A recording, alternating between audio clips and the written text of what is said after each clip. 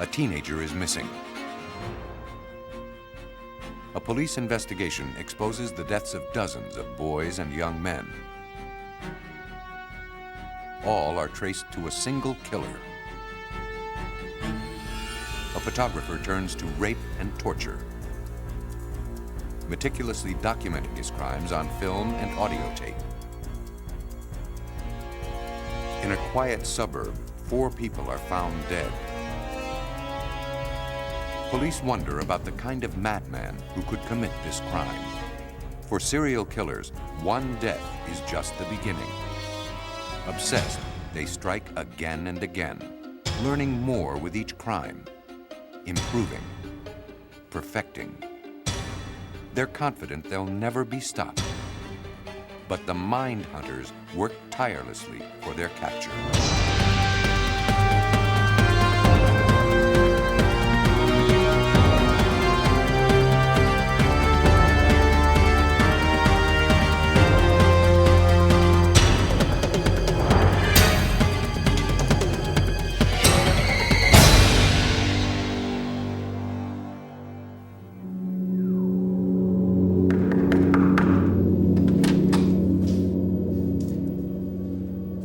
It's just after 6 o'clock on January 23, 1978, in California, when Sacramento County Police arrive at the home of Terry and David Wallen. They are called there by a neighbor at David's frantic request. 22-year-old Terry Wallen has been brutally murdered. The house shows signs of an intense struggle between Wallen and her killer.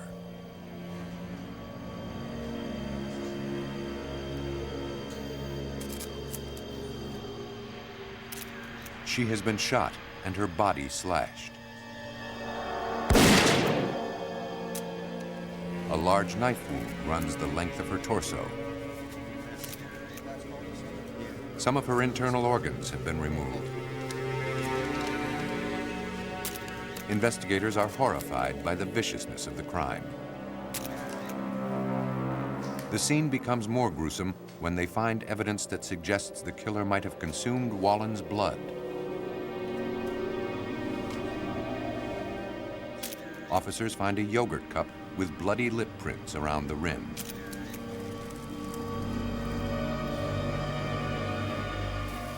Sacramento police don't know what to make of the scene, but they know who can help them. They call on a specialist, a man who's familiar with horrific and bizarre murder cases. His name is Russ Vorpagel. He is a special agent with the FBI. The brutality of the slaying makes Vorpagel fear that the murderer couldn't control himself, and that Terry Wallen's death may be just the beginning of his rampage.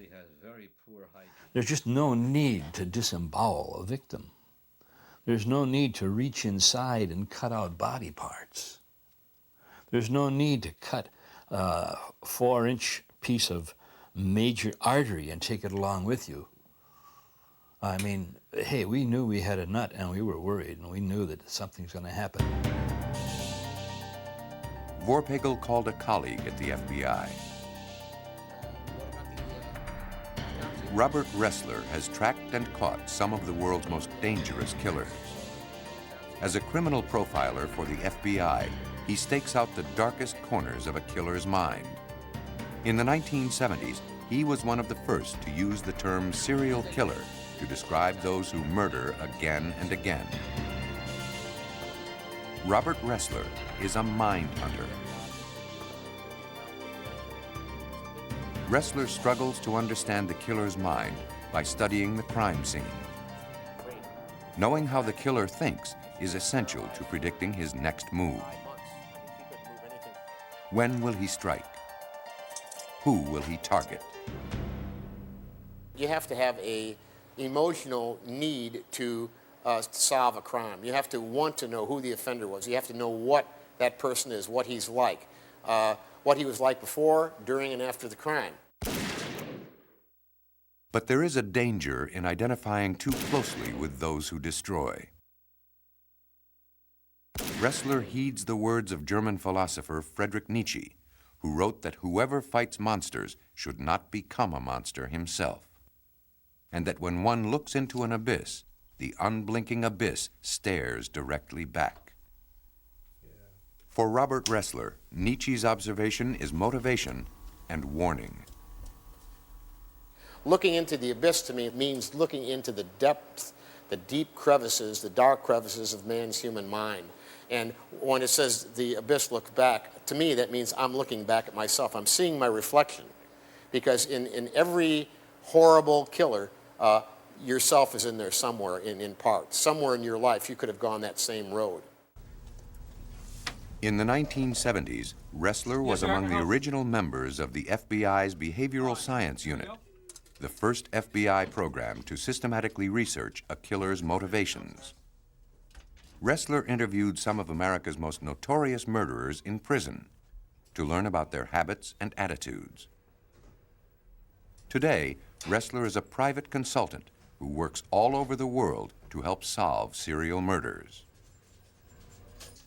In January of 1978, Ressler applied his knowledge to help Sacramento County investigators devise a psychological profile of Terry Wallen's murderer.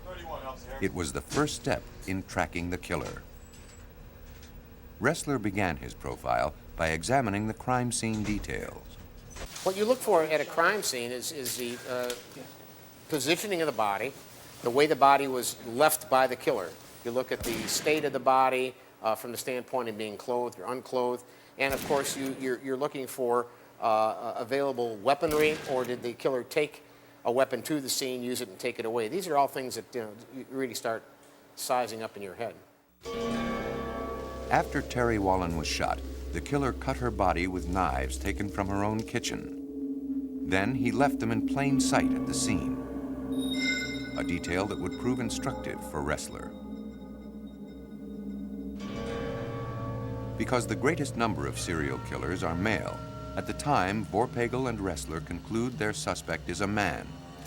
They also assume he's white, like the majority of American serial killers. The brutality of the crime and the killer's apparent disregard for leaving evidence behind convince the pair their subject is mentally ill. That helps them pinpoint the killer's age. Ressler knows that mental illness usually begins in adolescence. It would take at least 8 years for the killer to grow sick enough to perform the acts of violence he inflicted on Terry Wallen. Assuming symptoms began at age 15, Ressler figures the killer would be in his mid to late 20s. Any older, and he would have already committed several gruesome homicides. Ressler goes further. He believes the killer to be schizophrenic, a mental illness characterized by delusions, hallucinations, and bizarre behavior.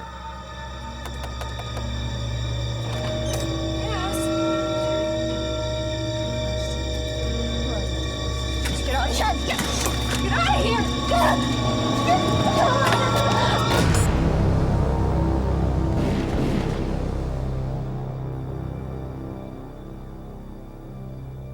The heinous nature of the crime points to full-blown psychosis, a total loss of contact with reality. Because he drinks the blood of his victims, investigators call him the vampire killer. From his office in Virginia, Ressler works feverishly with Vorpagel in Sacramento to refine the killer's profile. What would he look like? They are convinced police should look for someone thin. Male schizophrenics generally eat poorly when they eat at all. And Russ Vorpagel believes the murderer will pay little attention to his appearance. A guy that is suffering from a major mental illness is probably going to have a deterioration in his hygiene. Probably doesn't cut his hair, wears the same clothes for weeks at a time, doesn't brush his teeth, is scroungy looking.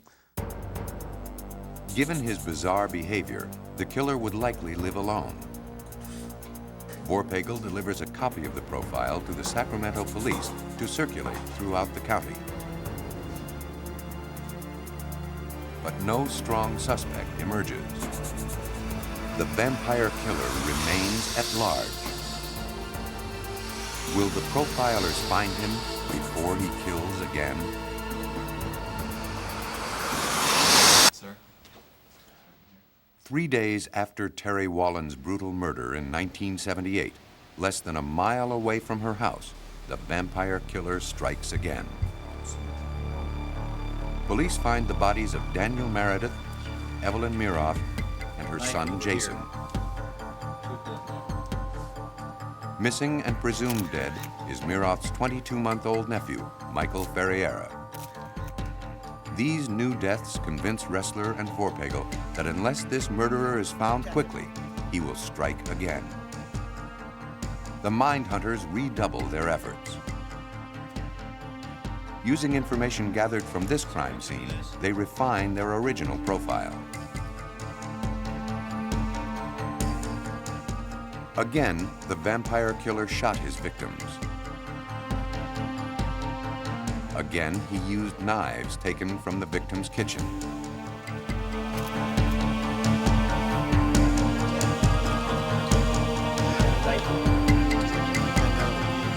Two knives are found in the room, and another was found outside.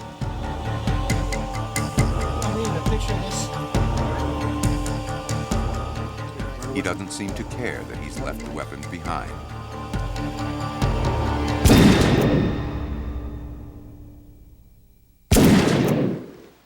These details tell profilers that the killer is not planning his crimes. Although he brings a gun, he cuts the bodies with weapons he finds at the scene and then leaves them there. We have a knife that was used to mutilate the bodies. It was taken from the kitchen, used on the victim, and then discarded at the crime scene. Seeing this for a second time definitely reinforced in my mind that we were dealing with a highly disorganized killer. Organized and disorganized. These words describe a serial killer's behavior before, during, and after a murder.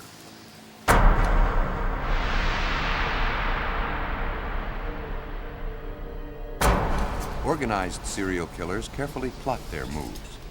They cover their trail so thoroughly that little or no evidence remains to tie them to their crimes.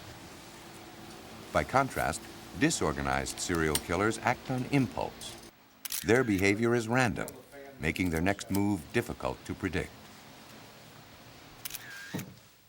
Investigators find bloodstains in the bathtub. Profilers believe the vampire killer may have bathed in a mixture of water and blood. The crimes are becoming more gruesome and the killer more deranged and more disorganized. Now, we know darn well that your normal, everyday person is not going to fill a tub with water and bathe in the blood.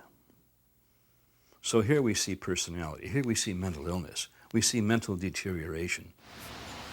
From the evidence at the crime scene, Vorpagel and Ressler reconstruct the grisly sequence of events. And the terrifying portrait of a man they've never seen begins to emerge.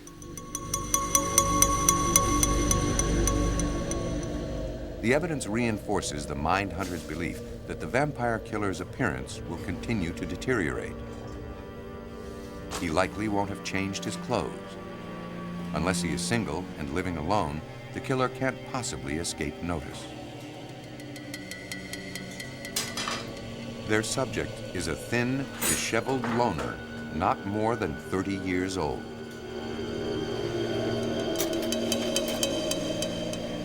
Investigators are puzzled when murder victim Daniel Meredith's stolen red station wagon turns up a short distance away. Because it was found nearby, Ressler determines the vampire killer must have walked to the crime scene and then fled on foot after abandoning the car. The killer would be residing within a very close distance to that abandoned car. I said approximately 1/4 mile. The day after the Miroth murders, police receive an unrelated report that a dog has been shot and mutilated within blocks of the crime scene. For the mind hunters, it's the break they've been looking for. They know that as children, serial killers often mutilate or kill animals. And he would go out and kill these pets, shooting them with the same gun he shot Wallen and Miroth and Meredith. Same gun, he'd shoot these pets. And then he'd gut them and drink their blood. As more animals are found dead, the circle closes. The mind hunters are convinced that the vampire killer lives near the slaughtered animals and his human victims. He won't have traveled far. Police circulate the revised profile throughout the city in hopes that someone may have seen a disheveled or strange-acting man. Officers concentrate on a quarter-mile radius of the murders.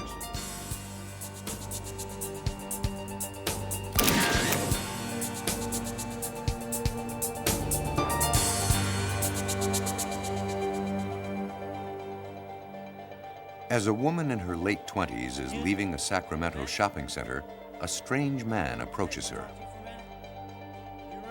Hearing of the vampire killer murders, the woman contacts police.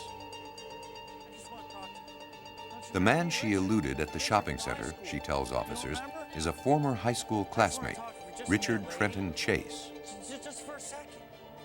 She was shocked by his appearance. He had bloodstains on his sweatshirt. His eyes seemed sunk into their sockets. A yellowed crust was around his mouth.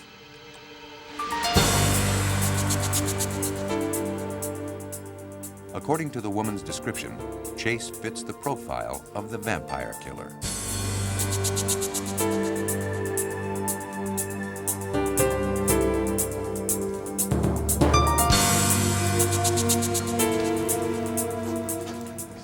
Armed with a search warrant, officers enter Chase's home. They're unprepared for what they find. Nazi paraphernalia dominates the small apartment. The place is littered with pamphlets about alien conspiracies. The chaos in the living room fits the profile of someone with an equally chaotic mind. In the kitchen, police find appliances spattered with blood, as well as newspaper articles about the murder of Terry Wallen. Several dishes in the refrigerator contain human tissue. In a kitchen drawer are knives taken from Wallen's home. Investigators also find a toolbox and blood-stained rubber boots.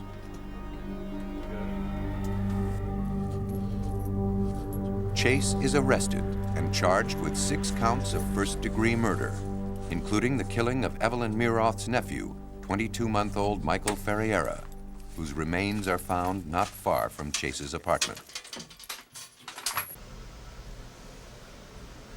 The jury deliberates only a few hours before pronouncing Chase guilty on all counts. The sentence? Death in the electric chair. In 1979, Robert Ressler decided to talk to Chase in prison. The reason I interviewed him, very frankly, was to validate, to do an update and validate the profiling work that I had done, to talk to him directly after working on the case, after seeing the crime scenes, after reading the police reports, and of course the court records. It's a way you really fine-tune your profiling. Chase tells Ressler that he had killed only to preserve his own life. He needed blood, Chase says, to survive what he called soap dish poisoning. Chase believed that a gooey residue under his soap dish proved he was dying. He claimed his blood was drying out and corroding his body. His killings, Chase contended, were made in self-defense.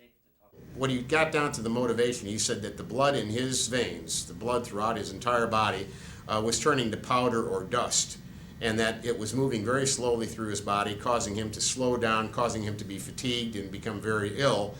And he felt this was being done, of course, he said, by the influence of the unidentified flying objects and the aliens. And he said that the only way he could counter this was to get a fresh supply of human blood. What drives a man like Chase to murder? One FBI study of 36 serial killers revealed that although most began life in two-parent homes, by age 2, almost half the boys' fathers had abandoned their families. Nearly half of the surveyed offenders reported cold or uncaring relationships with their mothers. 26 reported such relationships with their fathers.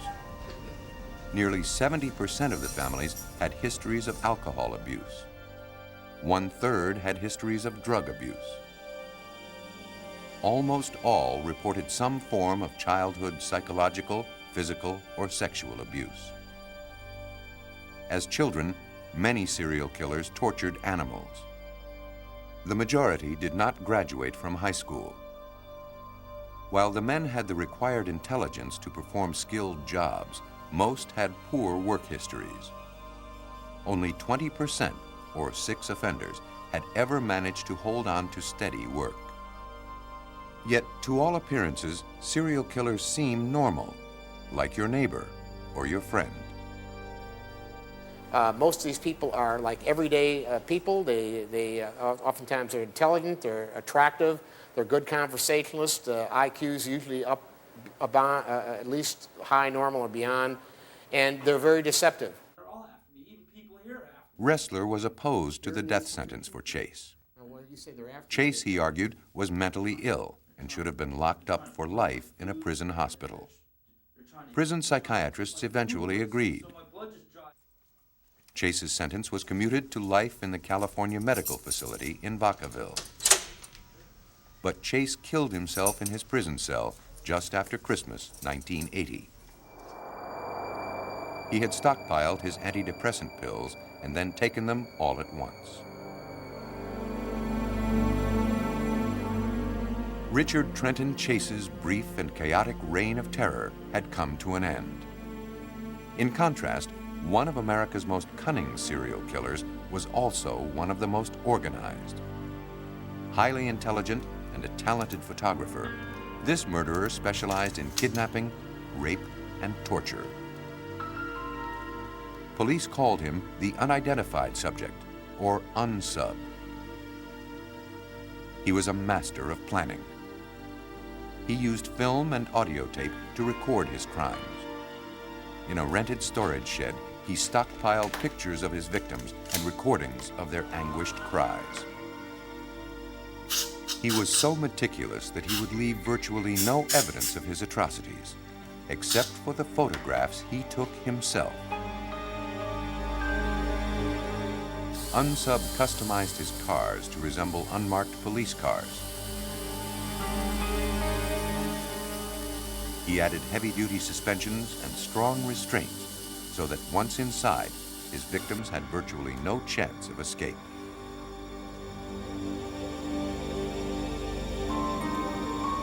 For 5 years, he traveled from state to state,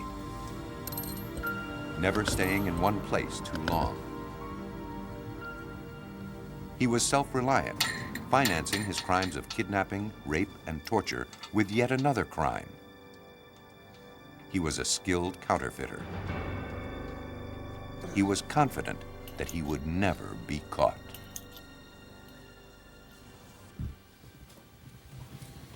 In Manassas, Virginia, a team of former FBI agents pursue some of the world's most dangerous criminals. They call themselves the Academy Group. Between them, they have amassed years of experience investigating serial killings. Robert Hazelwood and Peter Smerick are experts in psychological profiling of criminals. If you in life are an impulsive person, you act without thinking, well then that crime scene may be very, very sloppy and be a reflection of your impulsive acts. On the other hand, if in life you're a cold, calculating individual, you don't take any unnecessary risks, well that type of behavior can also be demonstrated at a crime scene. Even with crime scene evidence, categorizing serial killers is difficult. Some serial killers demonstrate a mixture of disorganized and organized habits. All too often, If an investigator starts looking at a crime scene and tries to put the offender into one of these nice, neat little categories, he's going to be disappointed when the person he arrests doesn't fit these categories in all areas.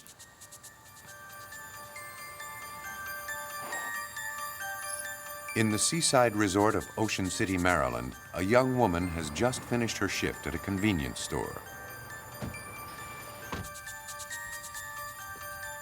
It is Memorial Day weekend, 1979. She is approached by a man who identifies himself as a police officer. He shows her his identification and is driving an unmarked police car. He tells the woman she is a suspect in a series of robberies, and he insists that she accompany him to police headquarters for questioning. He handcuffs her and pushes her into the car. It's the beginning of the longest and most terrifying experience of the woman's life. The man is no police officer. He is unsubbed.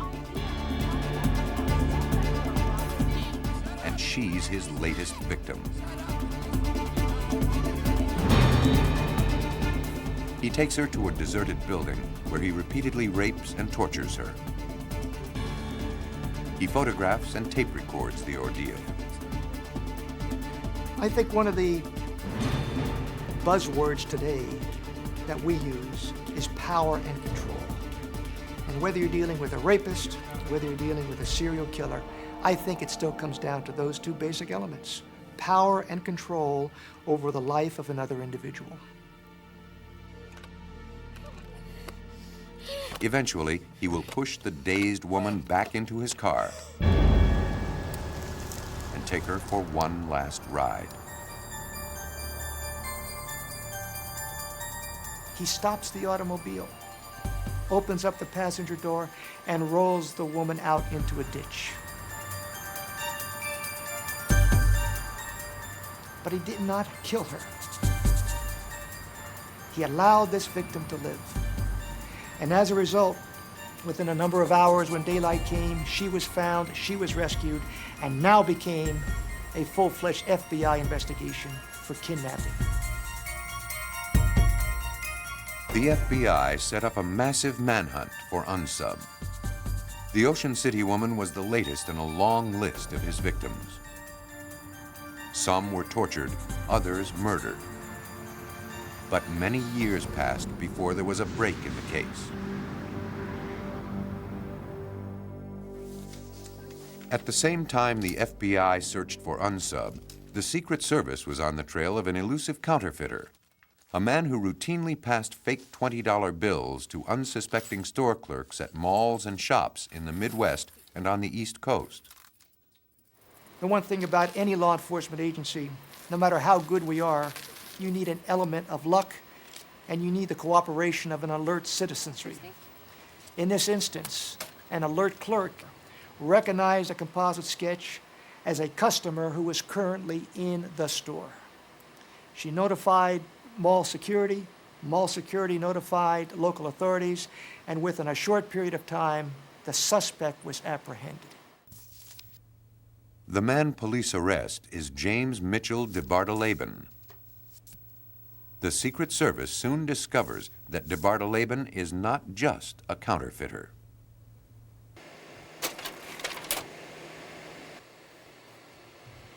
Secret Service agents search a storage unit rented by DeBardeleben.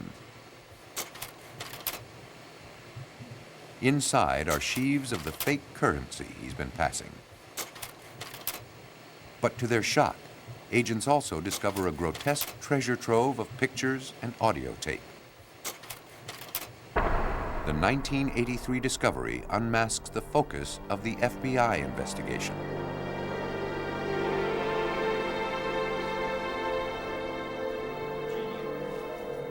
Robert Hazelwood, then an FBI special agent who had written a criminal profile of unsub, reviewed the materials seized from DeBardeleben's storage unit.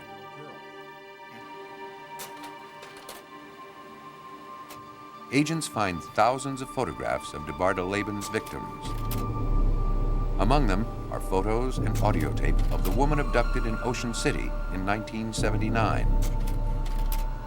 Some of the photos date back to the early 1960s. They find the tools of a killer's trade. Victims' clothing, 10 guns, phony police identification, journals, blood-stained lingerie, and jewelry. 7 license plates allowed DeBardeleben to roam with little fear of his car being traced.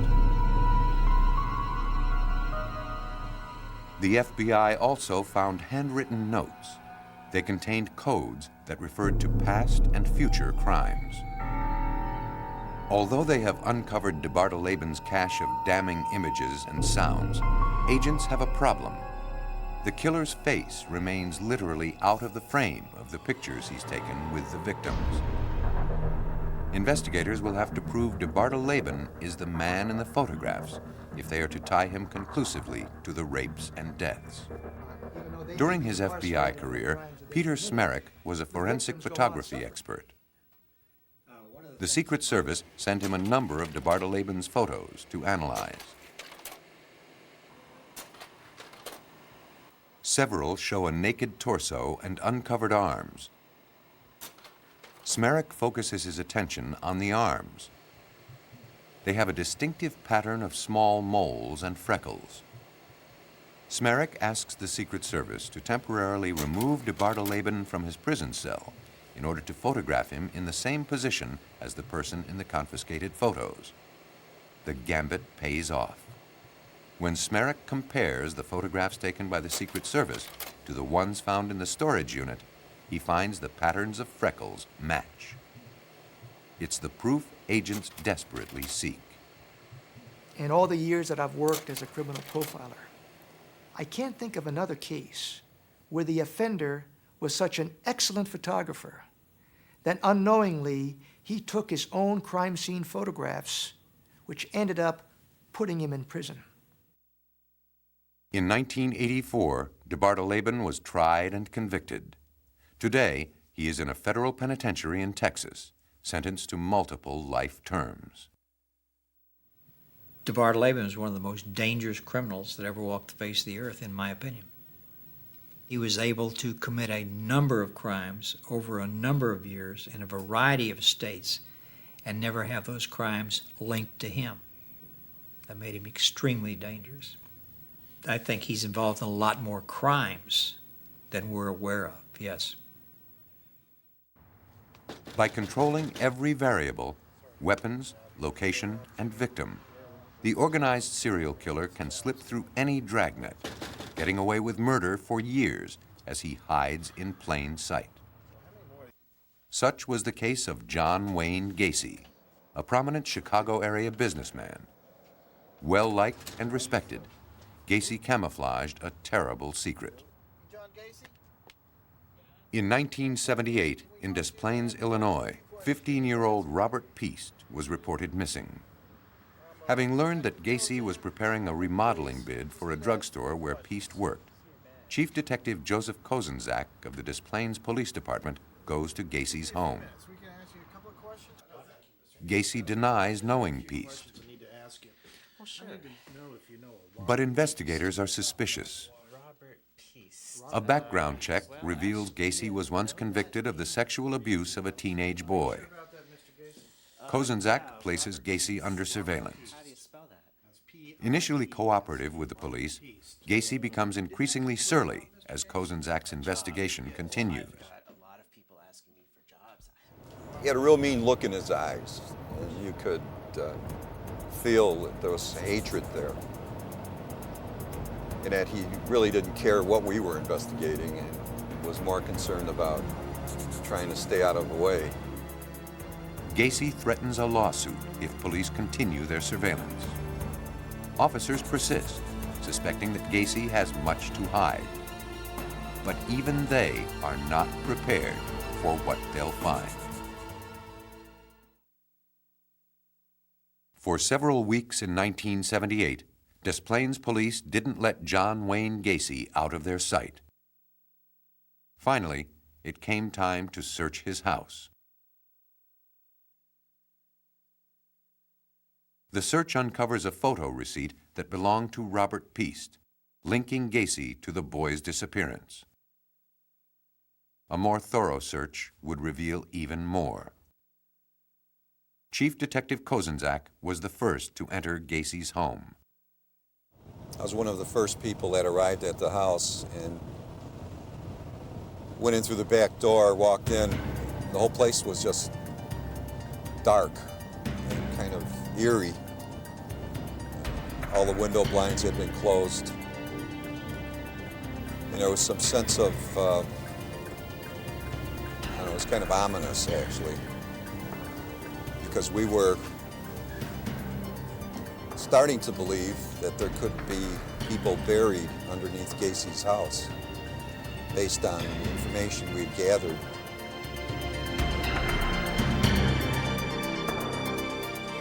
Police interviewed Gacy's ex-wife, friends, and former employees. Stories came out that Gacy propositioned his workers for sexual favors, that some had disappeared, and that his house had a strange odor. One of his workers suggests they checked the crawl space. After rigorous questioning, Gacy admits to detectives that 4 years earlier, in 1974, he killed one of his homosexual partners. Gacy claims the murder was in self-defense. He hid the man's body beneath the floor.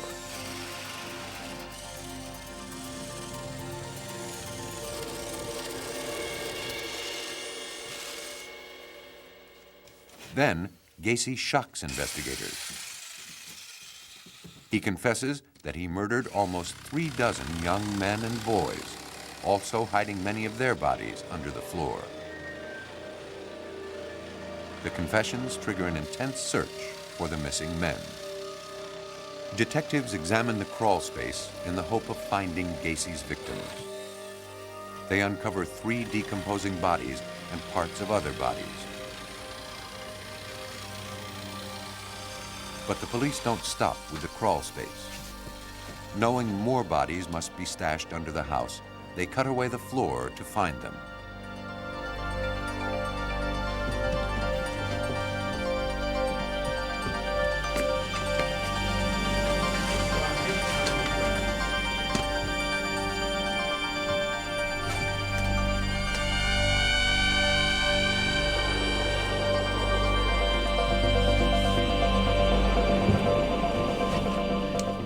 Eventually, they would find bodies buried under the dining room and garage floor. Under the house is a virtual killing field of buried bones and jumbled skeletons. Police arrest Gacy for the murder of Robert Piest, though the bodies they uncovered were dead too long to be the missing boy.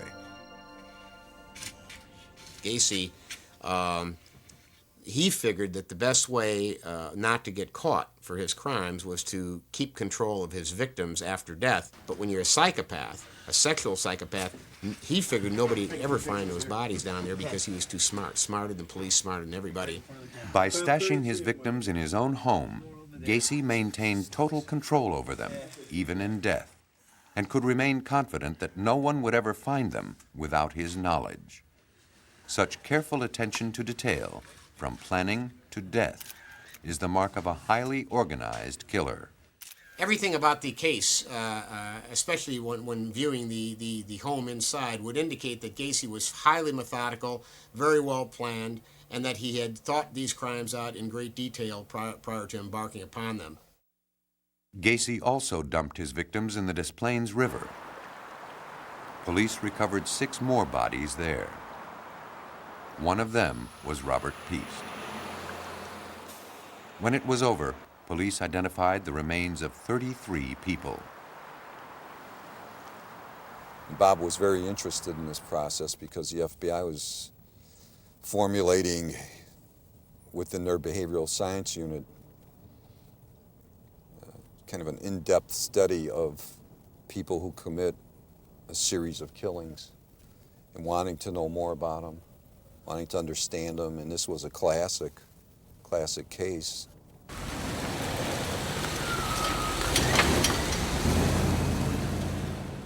The goal of the FBI's Behavioral Science Unit is to map the mind of the serial killer.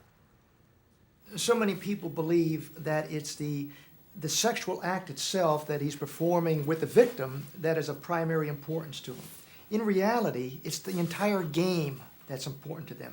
The selection process, the surveillance, knowing that I have selected you to become my victim and you don't know it. Right. And then all of the planning that goes into the stages of actually conducting the abduction. And so they are rehearsing this and living this maybe for weeks or months before the actual abduction occurs. And to a certain extent, the sexual activity afterwards may almost be an aftermath. That's gotta hurt. With each killing, Gacy refined his methods, learned from his mistakes, and improved on his successes. He carefully lured his victims into a well-designed trap, distracting them with weightlifting, plying them with alcohol, and showing pornographic movies. Bring it down to your chest, all the way down. Okay, can you bring it up? Can you lift it up? He eventually grew so confident that he brazenly targeted a boy from his own neighborhood. Many victims came to Gacy's home hoping to get a job with his contracting firm. He'd meet with them in his garage. Oh, but it feels so good. The soundproof garage was designed by Gacy and constructed by his company. Excellent. Good job, you okay? Yeah, you probably feel it right here, don't you? A motorized door was the only way in or out. Here's something I haven't shown you. If his victim didn't object, Gacy would demonstrate a magic trick using trick handcuffs. Like this. Real good, right? Okay. Ready? After showing how the handcuffs work, Gacy would persuade his victim to try them.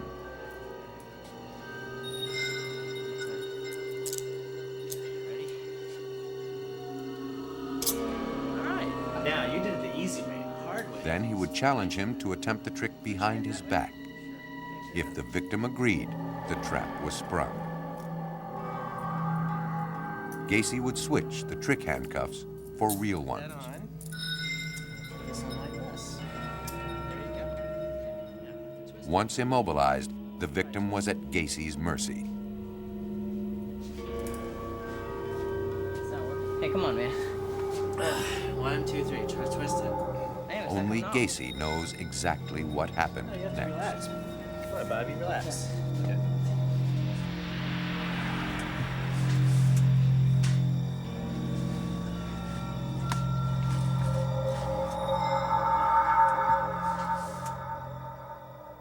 Like serial rapist and killer James DeBardeleben, Gacy thought he had completely covered his tracks. But mementos found during the search of Gacy's home provided key evidence, though police didn't know it at the time. Detectives discovered driver's licenses, belt buckles, rings, and other personal effects. Ressler alerted investigators to the importance of these objects. We had actually found these items not fully realizing what we had found till after Bob came in and started pointing out to us that to you a belt buckle is not important, but to the person who committed the crime, it's very important. It's a visual process to help relive the crime at any given time that he wants to do so. The souvenirs are a reminder of his past murders and an inspiration to kill again. To Gacy, this is some sort of a symbol of his success, a reminder. It enhances his fantasy and carries him on to the next victim. Trophies, I call them, for the serial killer, where they kind of enhances their fantasy to have these objects around. The most disturbing object found in Gacy's house was a map indicating job sites around the United States where he had worked as a contractor. Ressler believes it's likely that Gacy wouldn't have confined his killings to Chicago. And it only seemed logical that if Gacy's traveling, doing this in Chicago, he's doing it elsewhere as well. That's why I firmly believe that John Gacy killed more than the 33 he was convicted of. I think probably maybe twice that number. Forensic teams dismantled Gacy's house. In all, they recovered 27 bodies there. How many more Gacy killed, police would never know. For 10 years, starting in 1979, Ressler interviewed Gacy in prison. Ressler was surprised to learn that he had grown up 4 blocks from the killer in suburban Chicago. Gacy even remembered delivering groceries to the Ressler family, recalling in detail the distinctive flower pots that Ressler's mother used. Gacy also had darker recollections. He described for Ressler a turbulent relationship with his father. Ressler wasn't surprised. Nearly all the serial killers he knows of tell similar stories. And it's all documented. I ran away from home, as you know, when I was 19 years old because I couldn't get along with my father. I mean, he was just overbearing. I was dumb and stupid, never would amount to anything, and so I just took off and said, to hell with it. I was gone for 3 months. Well, it's more likely. From prison, Gacy made a painting and sent it to Ressler. What is amazing is now... It depicted Gacy dressed in a clown costume. When I got into clown makeup, I regressed into childhood. It was fun being a clown because you could be yourself or just let yourself go and act a fool. You know how people, if you're a businessman, you've got to keep a certain rapport and stuff like that, and everybody looks for you for an image. But as a clown with the makeup on, you could be slapstick and funny and have a good time. That's why I always enjoyed clowning. In Gacy's painting, he stands in a grove of evergreen trees, surrounded by balloons. The inscription on the back reads, "You cannot hope to enjoy the harvest without first laboring in the fields." Gacy refused to explain the painting's meaning to Ressler or to anyone else. Ressler believes the painting hints at many more murders Gacy committed. He said, you can get away with a lot of things when you're behaving as a clown because people see you as something funny, they see you as something as amusing, they don't know what's beneath the grease paint, they don't know what's beneath the cloth. He said clowns can get away with murder. John Wayne Gacy died by lethal injection on May 10, 1994. Since the early years of criminal profiling in the 1970s, other serial murderers have been identified and caught. Such names as Son of Sam, Ted Bundy, and Jeffrey Dahmer have become known to mind hunters and to a public alternately fascinated and repelled by their crimes.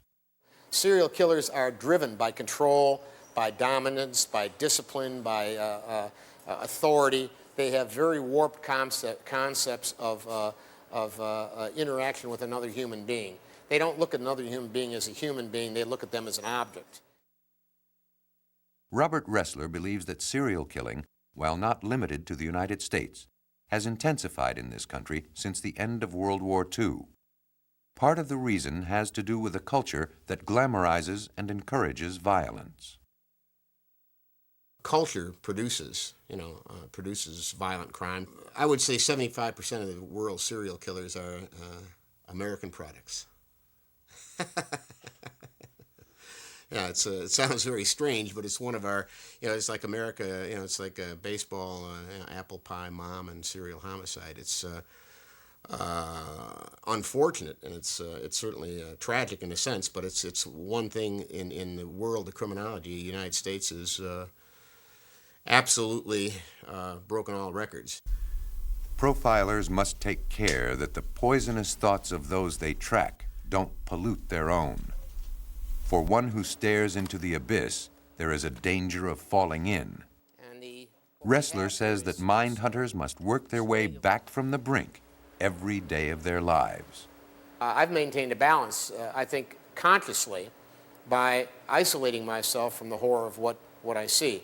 I go to work at 8, I quit at 5, I go back to a normal life, I have a drink, I watch the news, I cut the grass. I've kept a perspective. I've kept in tune with the mainstream and the normal people of society. For Ressler, profiling is less about drama than about analysis.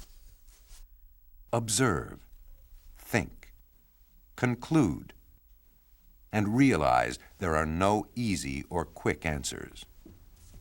The movie concepts is that the profiler will solve the case, everybody can fold up their tents and go home. Profiling is one tool in the overall toolbox of the investigator. It gives him one more dimension, one more piece of that puzzle. And when you put it all together, sometimes it's very effective. Profilers explore the mind's darkest regions, dragging what's hidden into the light of day. Only then can it be examined and learned from. The value of profiling, as in this case of Richard Chase, is to give the police some concept, some psychological portrait or an image of the logical type of subject that they're looking for, to give them a clear picture, because otherwise it's just an empty room. These human monsters feel they can never be caught, that they are invulnerable. Yet, with each new victim, each drop of blood, each fiber or DNA strand left at the scene of a crime, the mind hunters probe deeper into the killer's mind. Perhaps the day will come when profilers won't be needed. But for now, the mind hunters will have to continue looking into the abyss.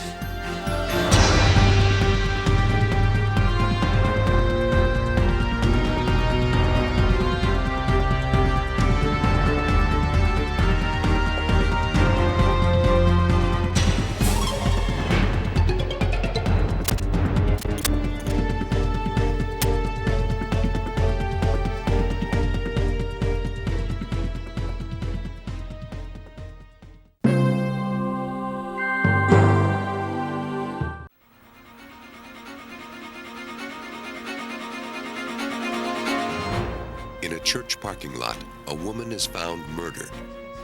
The killer leaves few clues and no weapon. A routine suicide investigation takes a macabre twist. Can a camera prove this was murder? And a fire rages in a nursing home, killing 15 residents. Armed only with his photographs, it will take the coroner 6 years to prove this tragedy was no accident.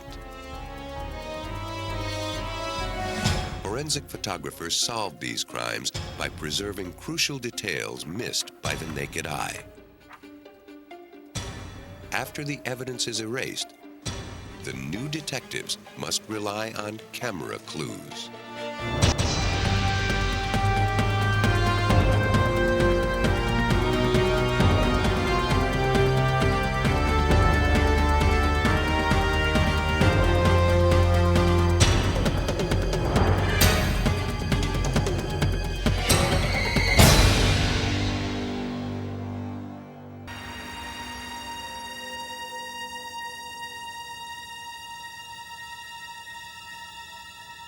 In Fairfax County, Virginia, in March 1989, a man called police to report a woman had fallen in an icy church parking lot. An officer reported back from the scene. The woman didn't slip and fall. She was murdered. At police headquarters, forensic photographer Jeff Miller knew he had a long night ahead of him. He packed his equipment and got ready to meet investigators gathering at the scene. Where some officers shoot criminals, Miller shoots film. In his 18 years with the Fairfax Police, he has witnessed countless crime scenes through his lens.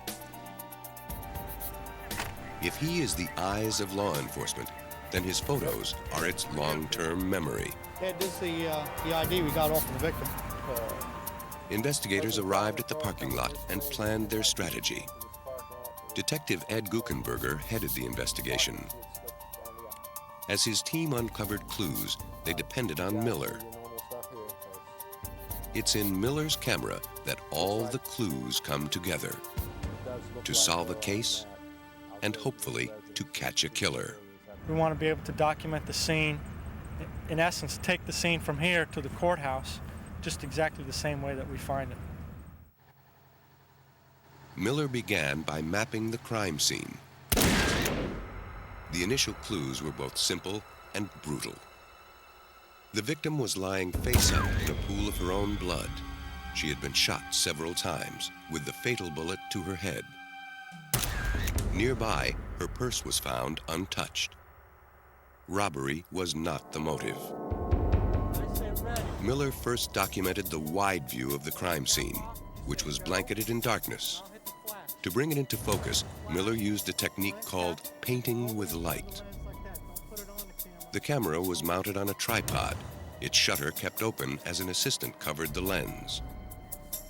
The same frame of film was exposed repeatedly as Miller passed along the edges of the scene, firing his flash as many as 24 times for a single picture. Each flash illuminates a slightly different area. This photograph is the result of Miller's work. The bright lights look like street lamps, but they were made by Miller's flash. Though he was holding the flash as it fired, Miller doesn't appear because he was behind the light. He remained invisible as he exposed the evidence.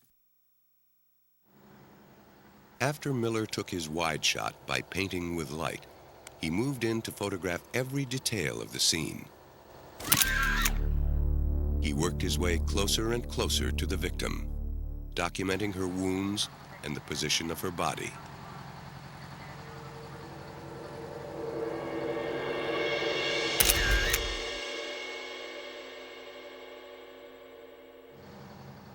You guys see these bloody tire tracks? Miller discovered some bloody tire tracks near the victim. It looks like when a vehicle left here, it ran through the pool of blood. Officers were sent to follow the trail, while others stayed behind to comb for additional clues.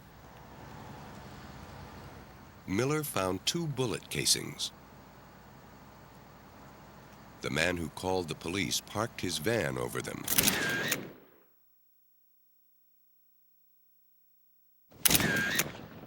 Miller photographed the evidence where it lay. Moving the van again would only have disturbed more of the crime scene. Hey guys. As Miller hunted for additional evidence, officers returned from their search of the neighborhood. They found an abandoned car a block away. They ran the tags. It was registered to the victim's address. The site of the car became a second crime scene. Again, Miller photographed the scene from every angle, hoping to uncover any clues that might explain how the woman ended up so far from her vehicle. As he did at the church parking lot, Miller first photographed the site at a distance, then moved in for close-ups. The driver's side window was shattered. Pellets of glass were strewn about the car's interior. A spent cartridge lay in the snow outside the driver's side door, and a bullet was lodged in the plastic molding. On the passenger's side, Miller found even more. Pressed into the thin snow were footprints, too big to be the victim's. Forensic technicians have a tough time making casts of snowy tracks, and Miller knew the prints would melt with the rising sun. So it was up to him and his camera to preserve the evidence before it faded away. You can cut it out if it's in ice and try to keep it at a certain temperature and everything else. Well, I guess sometimes it works, sometimes it doesn't. There are different chemicals that you could possibly spray on it to try and keep it. When all in all is said and done, the photograph is the only evidence that was able to totally keep that impression intact. The search of the neighborhood uncovered more potential evidence. A patrolman found a second car, abandoned a half-mile from the church parking lot after apparently skidding off the road.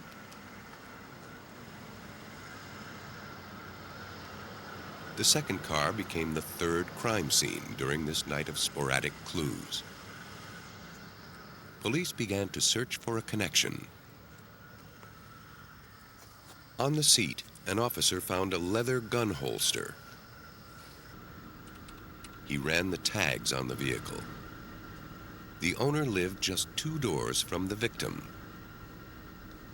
Process this scene. At dawn, Jeff Miller inspected the church parking lot again. He hoped the sun would shed new light on the case. By now, the snow had melted.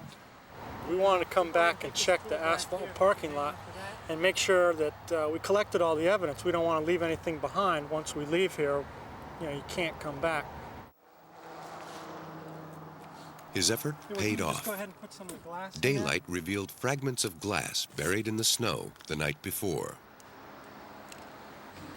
If the glass matched the broken window in the victim's car, police could say the car was in the parking lot when she was killed. Okay, there's something over here. The melting snow also revealed a bullet at the edge of the lot. So tell you what, let me get a couple pictures of it first. Tests would determine if it matched the bullet found in the victim's car.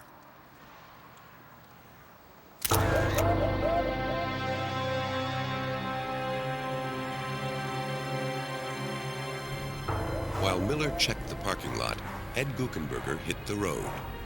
His first stop, the victim's house. In homicide cases, family members are usually the first suspects. I have to read very quickly once I knock on that door the type of response that I get from that person who opens it. And in this case, I had a husband that was dressed in a bathroom that I had woken up out of his sleep. He stated that his wife should have been home and she was at a church meeting.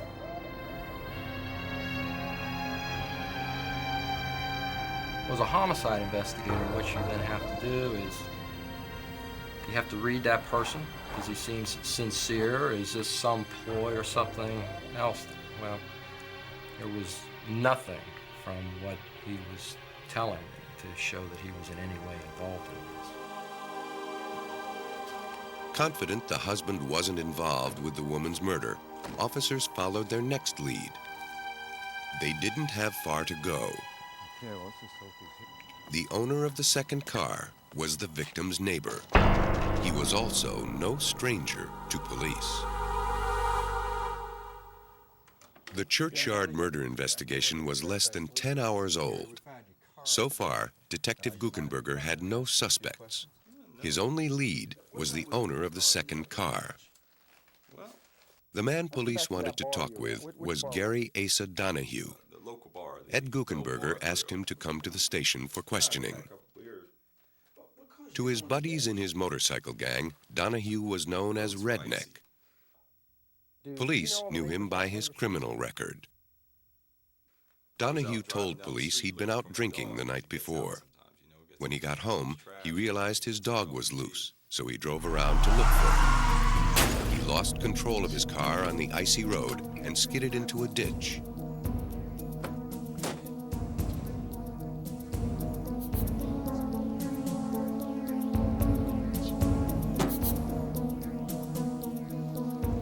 Unable to get free, Donahue said he walked home. Although his route would have taken him past the victim's car, Donahue told police he didn't see it. He said the holster in his own car belonged to a friend, but he didn't have the gun.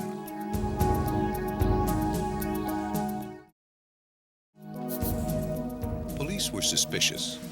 They asked Donahue for his jacket and boots, which might hold clues that told a different story. Donahue willingly surrendered them. In the darkroom, Miller developed one of his most hopeful leads. Up until now, he'd been merely documenting the various crime scenes. Now, he put his darkroom skills to the test to flush out latent clues. Using the ruler he placed by the icy footprints when he snapped the photo, Miller created a life-size portrait of the prints. A boot print can be almost as telling as a fingerprint, if it's clear enough. Miller was happy with the photo. Armed with this image, it became just a matter of matching the prints to the boots that made them. Miller sent his photographs to a forensic lab for a detailed comparison with Donahue's boots. Lab technicians first examined the size of the boots. If the prints are off, even by a few millimeters, there is no match. The tread pattern was examined next. Technicians pored over the sole of the boot, making sure that every detail matched Miller's photograph. So far, so good. But next came the litmus test, matching the boot to the foot that wore it. It required a close look at the boot's anatomical wear. Anatomical wear is the wear that each of us impart into the bottom of the shoe based on how tall we are, how much we weigh, our bone makeup, how we walk, whether we walk on the inside of our feet, the outside of our feet, more so on the heel, more so on the toe. Donahue wore a lift in one of his boots. It added to the unique anatomical wear and left its signature in the boot prints. Last, technicians examined the boots and the photographs for accidental wear and tear, nicks and cuts from daily use. In this particular case, there are certain marks, certain cuts, certain indentations in the tread pattern that the examiner was able to see in the photograph and was able to find also in the shoe, that he's able to say that this shoe made this impression to the exclusion of all the other shoes in the whole wide world. The footprint evidence placed Donahue at the victim's car. Guckenberger credits the photographs with keeping the investigation on track.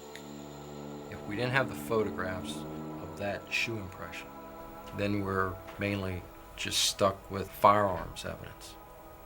A person might have a gun, but who actually shoots that gun? But this person wears his own boots. Investigators then examined Donahue's jacket, combing it meticulously for fibers, hair, cloth, anything that might link Donahue to the victim. They found glass particles. What new information could they provide? Forensic tests determined the glass from the victim's car matched the glass in the parking lot. If the glass from Donahue's jacket matched these samples, it would place Donahue at the site where the car window was shattered and where the victim was killed. The glass matched. Police could now prove that Donahue was in the parking lot and maybe in the car at the time of the murder. The bloody tire tracks were the next link. Because the victim couldn't have driven through her own blood, investigators were able to show she was killed in the parking lot and that somebody else moved her car. As her car was leaving the scene, it drove through a pool of blood that was coming from her. The blood adhered to the tire, and the rotation of the tire through the parking lot kept leaving a blood transfer onto the ground. And so that's what that was from. The scattered clues were coming together, thanks in large part to Miller's accurate documentation of the scene. The only thing missing was the murder weapon. To help pinpoint it, investigators tested the bullets and casings found near the victim and her car.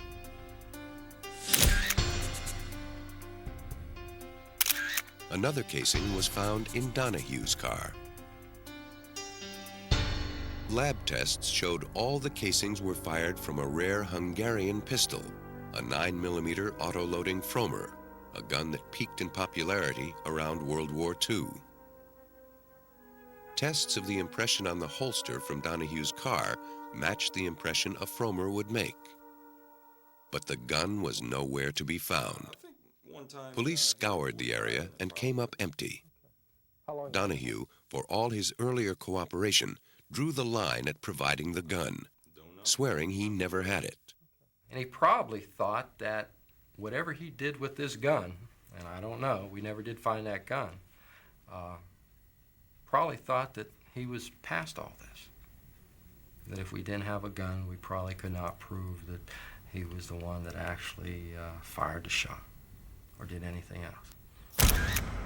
But if there ever was a smoking gun in this case, it was Miller's photographs of the boot prints, something Donahue didn't count on.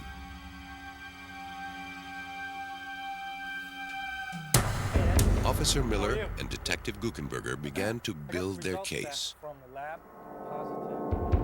With the glass fragments, the shell casings, the bullets, and the ever-important boot prints, they were confident they could prove beyond a reasonable doubt that Gary Asa Donahue was a killer. Okay, great.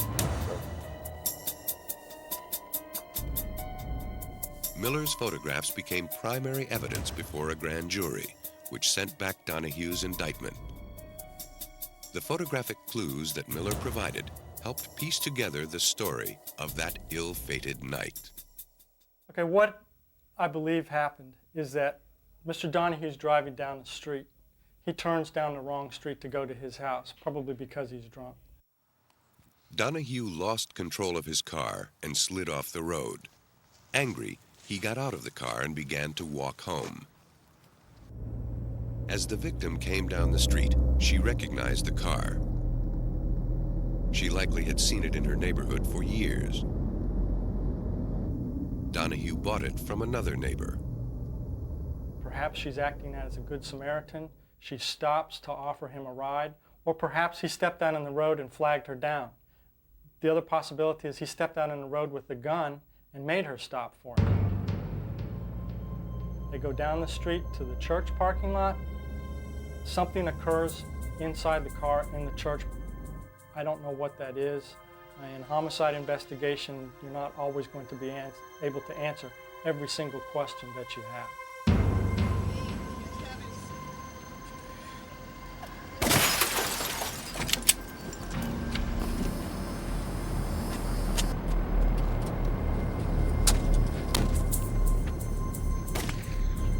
She falls down to the ground, lays down on her back, face up. Donahue then has a better target, a non-moving target. He then advances towards her, and as she's lying there on the ground, he puts the gun right up to her face almost and executes her.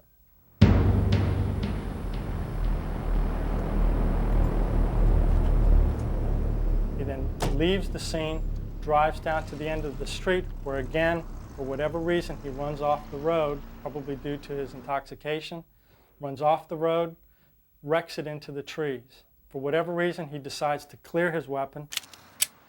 He works the action, the one cartridge casing that's still in the gun, ejects out the broken driver's window, and is found on the ground next to the vehicle. For whatever reason, he slid across the seat and left by the passenger's side, leaving his boot prints in the snow.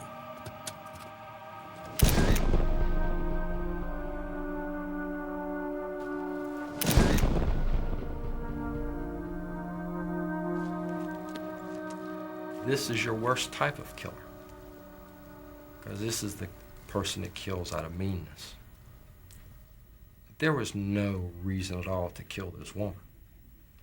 She was not, your victim that puts herself in a situation because of a crime. She's not that type of person. She's the type of person that her innocence is what got her into trouble. That day she ran across an animal. Gary Asa Donahue was sentenced to life in prison. The senseless death of the woman in the church parking lot shocked the residents of her quiet community. Further south, in Miami, Florida, murder is more common, but no less shocking. Through these doors at the Metro-Dade County Morgue in Florida come every kind of death, both natural and unnatural. As bodies come into the morgue, it's the job of forensic photographers to document wounds and other identifying traits before the corpses are stored. The work is never routine and often tragic. On this day, a 5-year-old girl is the victim of a random shooting. she was caught in crossfire during a parade. Forensic technicians examine her wounds. Perhaps they hold the key to the killer. Dade County detectives rely on the information to start their investigation. We are trying to determine, number one, what caliber of round it was that did strike the victim. And number two, the path of the bullet as it entered the body and then exited.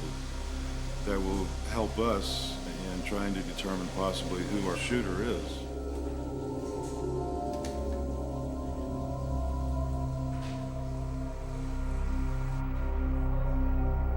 In the medical examiner's office, high-tech photography is as much a tool of the trade as a scalpel.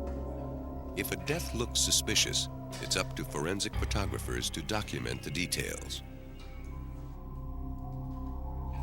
They start with the wound and then photograph individual organs as the autopsy proceeds. These gruesome photographs survive long after a case is closed. They provide a visual database authorities can refer to if a similar case comes up. Knowing what to look for streamlines any investigation.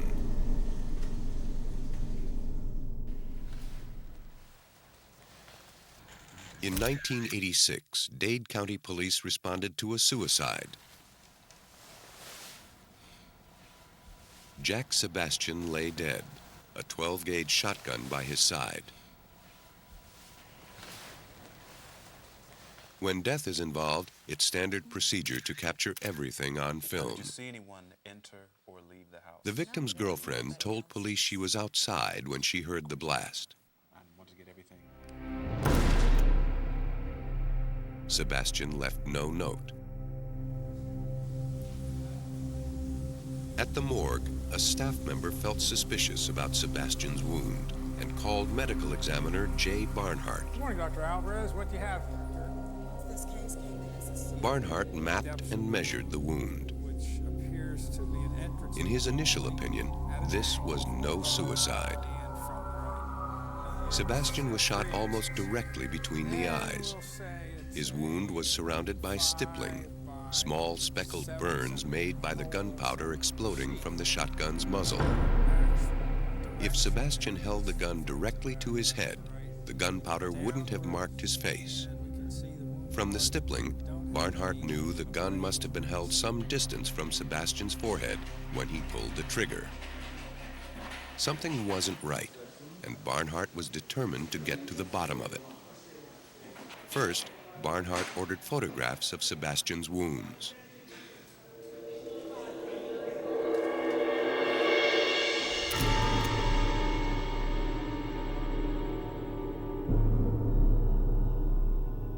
Then he took X-rays of Sebastian's head to reveal the internal damage he couldn't see. The X-ray showed the path of the pellets. This is an X-ray showing the dispersion of the birdshot through the skull. And if we take the point of entrance, which is just above the bridge of the nose, and connect that by an imaginary line or series of lines to the location of the pellets, we see that the pellets are to the left and below the point of entrance, meaning that the shot then was coming from above and to the right of the entrance. Barnhart had to find out if Sebastian could hold the gun at the angle indicated by the X-ray. It wouldn't have been easy. Investigators even placed the shotgun in the extended arms of Sebastian's corpse to see if he could fire the gun. His fingers could barely reach the trigger. Considering all possibilities, investigators tried to fire the gun with their feet. They found they could do it with bare toes. But Sebastian wore round-toed boots, making it impossible for him to fire the gun. These extreme tests were necessary. Barnhart knew that in court, he must be prepared to answer even the strangest questions. Now I ask you things like, well, couldn't he have been laying in bed and have his foot up over his head and pulled it with his... and if he'd not been wearing shoes, you'd probably have to say, yes, he could. Barnhart wasn't satisfied with his findings. He needed to determine the distance between Sebastian and the gun when it fired. Barnhart and his staff shot a piece of poster board from distances of 1 to 7 feet and examined the damage. From 1 foot away, the force of the shot cracked the board. The impact was enormous. At 2 feet, the impact was less severe as the buckshot began to spread. At 4 feet, the hole roughly doubled in size as the pellets fanned out. At 6 feet from the board, the buckshot dispersed further, leaving clear pellet marks. Barnhart concluded the muzzle of the gun had to be at least 1.5 feet away from Sebastian's head. He was convinced someone else must have pulled the trigger. But Barnhart feared his simple test wasn't enough to sway a jury. He turned to the Forensic Imaging Bureau for help. Todd Reeves runs Dade County's Forensic Imaging Bureau, one of the best in the United States. The Bureau has more than 3,000 square feet of advanced photographic equipment. The well-equipped studios can document huge pieces of evidence while capturing clues invisible to the naked eye. Here, a technician uses a microscope-equipped camera to examine a cast of a jawbone. Her findings will help match a suspect to a bite mark. A potentially useful image may come from a less than perfect source, like a security camera or shot from a moving vehicle. The lab can clean up, enlarge, and enhance photographs. Computers reveal unseen details in evidence photos, bringing clues into focus. A huge computer database of fingerprints can match even the vaguest finger smudge. An editing suite helps investigators assemble persuasive courtroom presentations. The higher the quality, the better delineation you're giving the jury, the more factual information. And that's what we're providing is fact, not fiction. And that's the true message behind professional forensic photography. Jay Barnhart knew he had a case for the murder of Jack Sebastian. But he'd rely on Reeves and his high-tech tools to make it bulletproof.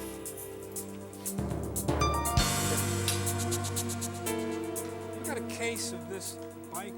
Every fatal wound tells a tale. In the case of Jack Sebastian, the injuries around the wound completed the story. When a gun fires, it shoots more than projectiles. From the muzzle comes a flash of fire, a blast of gas, a puff of smoke, and a shower of sparks. Each can leave its mark. Place the muzzle of a gun directly against the target, and all this debris goes into the wound. Pull the muzzle further away, and the debris becomes more and more dispersed. The forensic photographs of Sebastian's injuries showed the stippling wounds. They also revealed bruising under the eyes, on the nose, and on the cheek. Barnhart believed the damage was caused by the open petals of the shot cup, a plastic sleeve that holds the buckshot. But how far away would the shotgun have to be to allow the shot cup petals to open? Barnhart and Reeves believed high-speed photography could provide the definitive answer. And it allows the doctors and the police that are investigating the case to be able to see things we can't see with the human eye, things that are moving as fast as Mach 15. High-speed photography can stop a bullet in midair. More than that, it allows investigators to examine, frame by frame, the impact and damage that bullet produces as it connects with its target. Wounds can then be matched with bullets. In cases where no weapon is found or a bullet isn't recovered, a series of high-speed photos may help investigators make the identification. Reeves and Barnhart designed an experiment to determine the distance between Sebastian's head and the muzzle of the gun that killed him. I don't know if there's any, I think we have film in the 35. Crank it in there after it's in the vise. They mounted a shotgun on a rack, held perfectly level. Next, they positioned two cameras along the line of fire. As the shell and debris left the muzzle, they would fly past the cameras, which would snap their picture. It was crucial that the gun not move when fired. They loaded the gun with the same type of ammunition that killed Sebastian. Let it go. Fire in the hole. Okay. Reeves then placed a sensitive microphone near the muzzle of the gun. When the microphone picks up the sound of the shotgun blast, it trips a flash unit. A ruler placed behind the microphone measures how far the shell travels as the shot cup petals begin to open. The high-speed flash fires for 1/2 millionth of a second, necessary when photographing at blazing speeds. For the clearest image, Reeves and Barnhart need the camera to be as close to the flying shell as possible, but must determine the best place to put it. They first try the test with a large format Polaroid camera.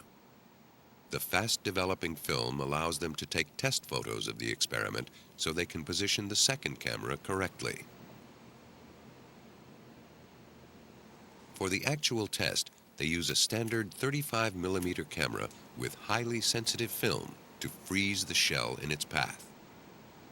The investigators are now ready to try their experiment and catch a shell with a flash of light. If all goes well, they'll produce an irrefutable record of the shell and its components in flight. Barnhart can then use the information to verify where the plastic petals on the shot cup began to open into the pattern that damaged Sebastian's face. Each time the gun is fired, Reeves inches the microphone away from the muzzle. As a result, the flash will go off a little later. The projectile will travel a little farther. The camera will catch it as it opens in flight.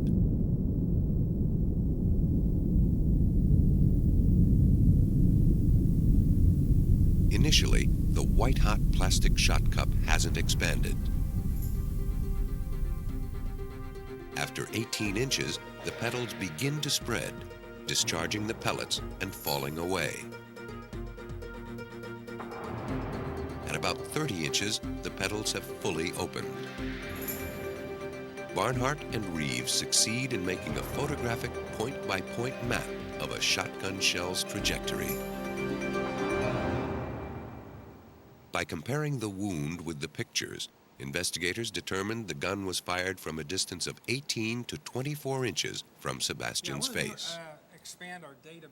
The results corroborated Barnhart's own experiments and gave him the evidence he needed to prove Sebastian couldn't have possibly shot himself.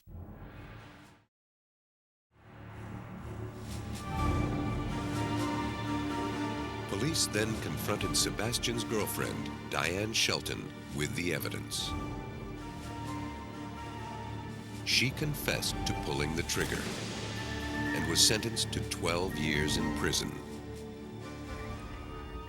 Unlike any other tool, forensic photography can expose evidence that would otherwise have been missed.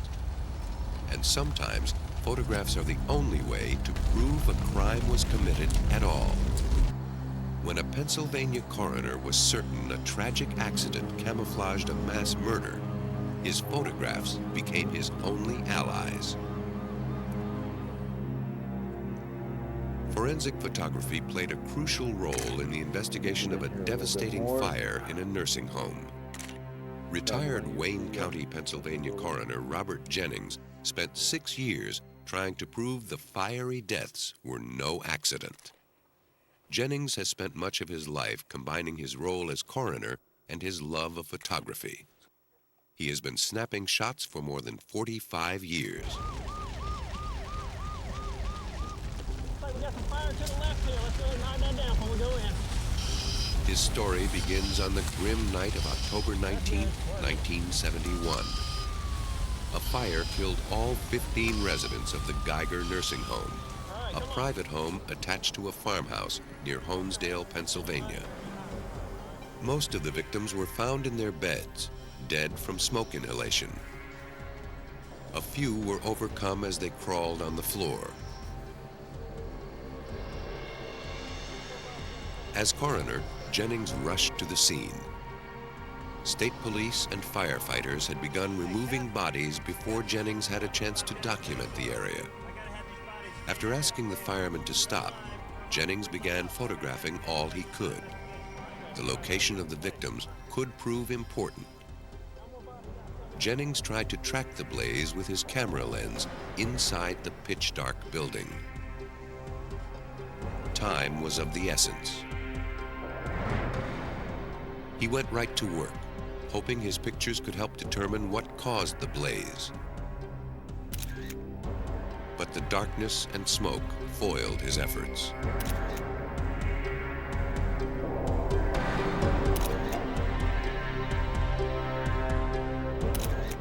Reluctantly, he went home to await the sunrise. By the time he returned the next morning, the smoke had cleared and the gloom had lifted enough for him to get his shots of the ruins. If your normal f-stop would be f11, then you would have to open up at least 2 more stops and give it more light to get the detail and so forth that's needed in this type of evidence photography, that at least arson experts have an opportunity to examine the charring and so forth. Working in the crumbling shell of the building was time-consuming and treacherous.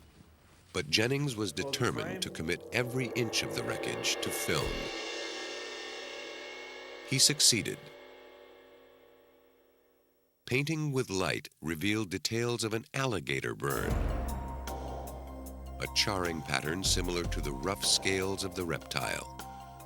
The pattern is created at very high temperatures. By illuminating the area from several angles, Jennings photographed the changes in the burn pattern. Later, he would refer to his photographs to trace the fire's path. Burn patterns on the walls suggested the blaze tore through the hallway. A section of the corridor was almost totally consumed. In one spot, the fire burned a hole in the floor. The destruction at this spot was unlike anywhere else in the building. Jennings focused his attention and his camera on the hole. He crawled under it, photographing its edges. Fires usually burn from the bottom up, igniting whatever's above them. But at this spot, the fire looked to have burned from the top down. To Jennings, that suggested an accelerant was used, some flammable liquid that seeped through the floor, carrying flames with it. Before Jennings completed his investigation, state police announced their findings. They concluded the fire began in the laundry room, caused by a bad thermocoupling in a clothes dryer. Jennings wasn't buying it. He'd spend the next 6 years trying to prove them wrong. Photographs were Jennings' only clues. The ceiling above the dryer where the state police said the fire started showed minimal damage compared to the highly charred hallway. The wires in the laundry room were still intact. Jennings even found unburned clothing inside the dryer. Picture by picture, he continued building his case.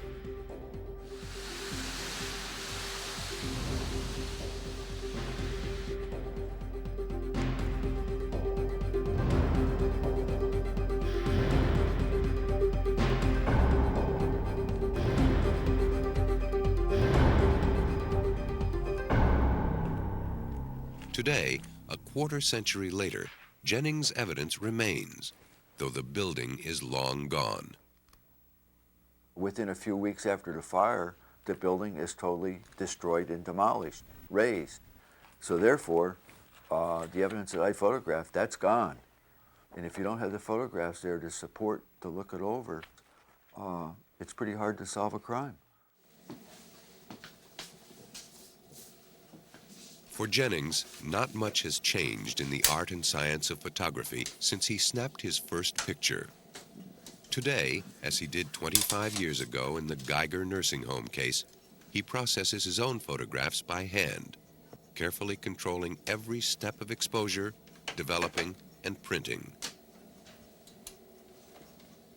He's sharpened his skills, both as a photographer and an investigator. He's gained a better sense of what to look for and how to capture it on film.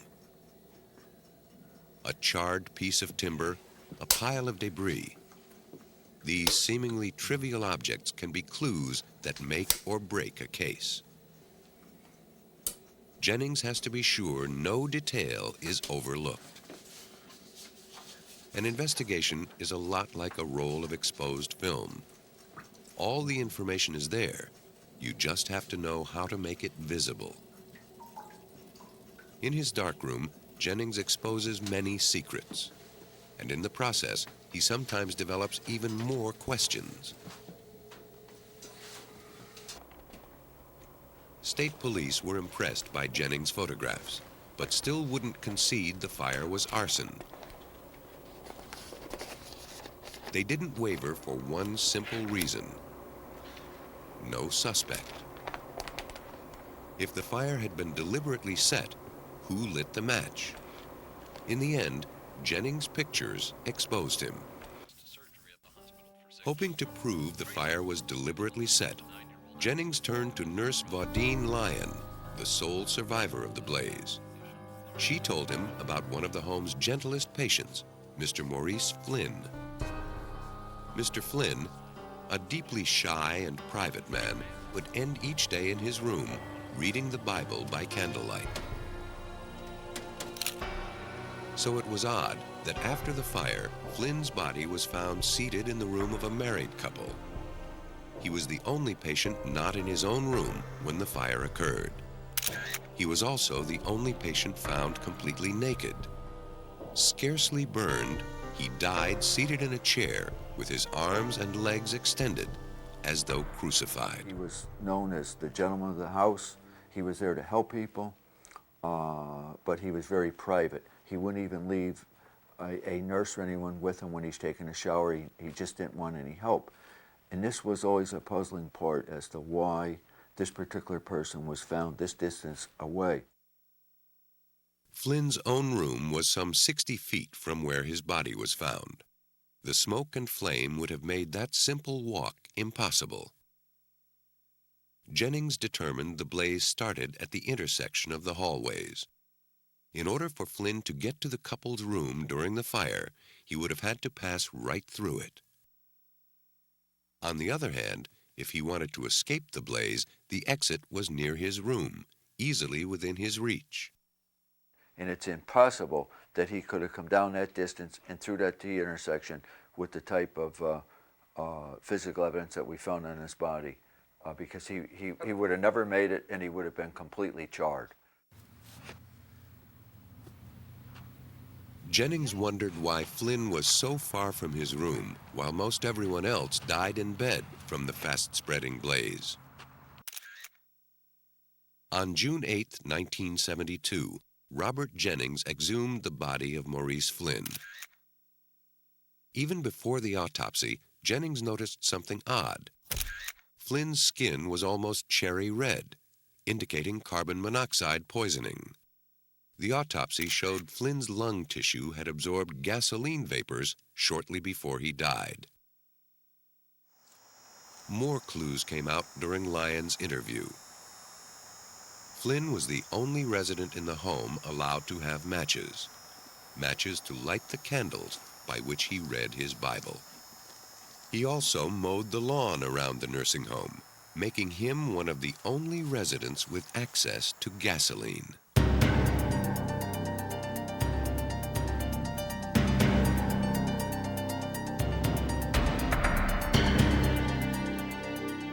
Flynn behaved strangely the day before the fire, ranting and citing biblical verse.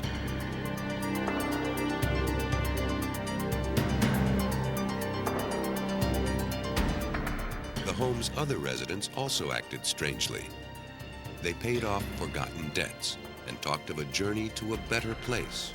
Everything centered around the strange events of Mr. Flynn, why he was completely naked.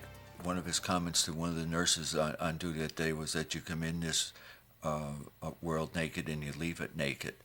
And that stuck in our minds a lot with finding his completely nude body. It looked like Jennings had his suspect. But state police wouldn't revise their conclusions. Jennings persisted. By early 1975, Jennings was confident that he had enough evidence to prove his case. He exercised his powers as coroner and swore in a jury of 6 men and women. He presented his findings while the state police defended their position during the 2-day legal battle. Afterward, the jury concluded the fire was caused by an illegal act by a person or persons unknown. They ruled that investigators should attempt to discover who caused the 15 deaths. Why Flynn set the fire will never be known. Some have speculated that his actions were the result of a deranged mind. Others have said Flynn and the other nursing home residents had all agreed to die, thinking it better to end their lives than live in the home. In the end, the closest we may ever come to finding out the cause of the fire lies in Jennings' photographs and his efforts at solving this crime. After the coroner jury's verdict, Jennings filled out the death certificates of the residents of the Geiger nursing home. 14 homicides and a suicide. It was worth the effort. I felt that I had a duty to represent the other 14 people that paid a price, their lives in this particular incident, and particularly for the families as well. Forensic photography is the new detective's secret weapon. Often overlooked, it is crucial in a criminal investigation. Through sophisticated camera equipment, determination, and ingenuity, forensic photographers become the eyes and memories of investigators. They are also the advocates of the victims, helping bring criminals to justice.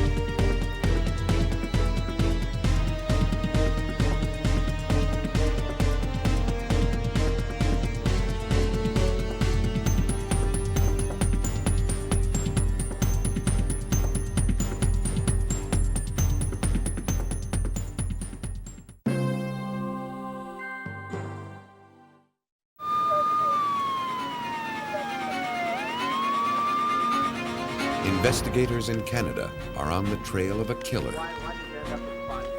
The key lies in the victim's cells. But has fire destroyed all the evidence? At a murder scene, a handful of cigarettes provides the only clue. Will forensic detectives be able to unlock their secret? This young man was imprisoned for a rape he swears he didn't commit. Can science prove he's innocent? When police are stumped, they may turn to detectives in lab coats to uncover clues hidden inside the human cell. One strand of DNA can finger a killer or set the innocent free. The new shape of crime detection is a double helix.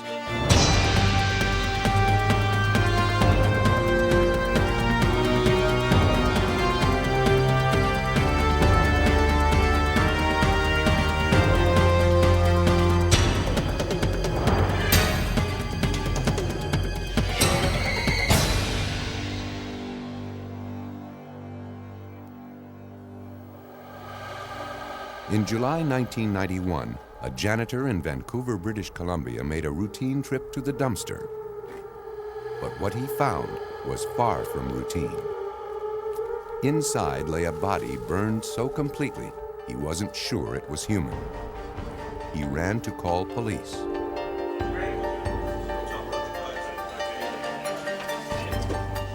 Across town, detectives Al Catley and Rick Crook responded to the call.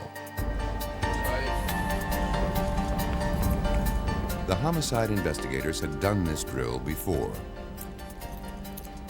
What may look like a human body sometimes turns out to be a practical joke, a discarded mannequin, or some other case of mistaken identity. They hoped that was all it was. Still, they had to check it out. So when we walked over to take a look at inside the dumpster, there was just the outline of a human body. And in fact, it was so badly destroyed by the fire that it was questionable as to whether it was human, or we've had some instances of bear carcasses being destroyed after illegal hunting or something like that. And we didn't rule out that possibility. You can't. No. The thing is, though, The officers approached the dumpster carefully, making note of details that could become important later. The dumpster was cool to the touch when they arrived. The fire had been out for hours. A stain spread from the corner onto the pavement. Whoever set the blaze used more than enough flammable liquid to destroy the contents. A close inspection of the contents confirmed that this was no false alarm. There, amid the ashes of computer boxes, wooden flats, and scrap paper, lay a human body. After the detectives made their notes, the delicate removal of the fragile evidence began. It was gently placed in a body bag so as not to damage it any further. Then it went to the morgue, where a pathologist would examine the body for clues to its identity. Anything else that survived the blaze was also collected and sealed. not surprising. No. Surveying the scene, the detectives realized the murderer selected his site carefully. An industrial park closed for the weekend, surrounded by brush and trees. In fact, we did establish that people were driving by roughly the time that we think that the homicide occurred, or the burning occurred, and there wasn't anything. You could have quite easily have driven up here and probably out without really seeing what you would have thought was a fire. Homicides are often solved in the first 24 hours when investigators follow hot leads. But in this case, the fire had gone out. The trail had grown cold. If the murder happened just 5 years earlier, Crook and Catley would have relied solely on hunches and their talent for bulldogging a case until they had the answers. But by 1991, when this victim died, Crook and Catley knew they had an ally in the lab. A powerful new tool had been added to crime solving: DNA profiling. Investigators no longer needed a shred of evidence to solve a case. They only needed a single cell. As personal as the whorls and lines of a fingerprint, but far more difficult to hide, DNA is the next wave in scientific sleuthing. Today, scientists can extract DNA on a sweat-stained hat left by a nervous killer, from saliva on the stamp of an extortionist's letter, or from dried blood or skin scraped from underneath a victim's fingernails.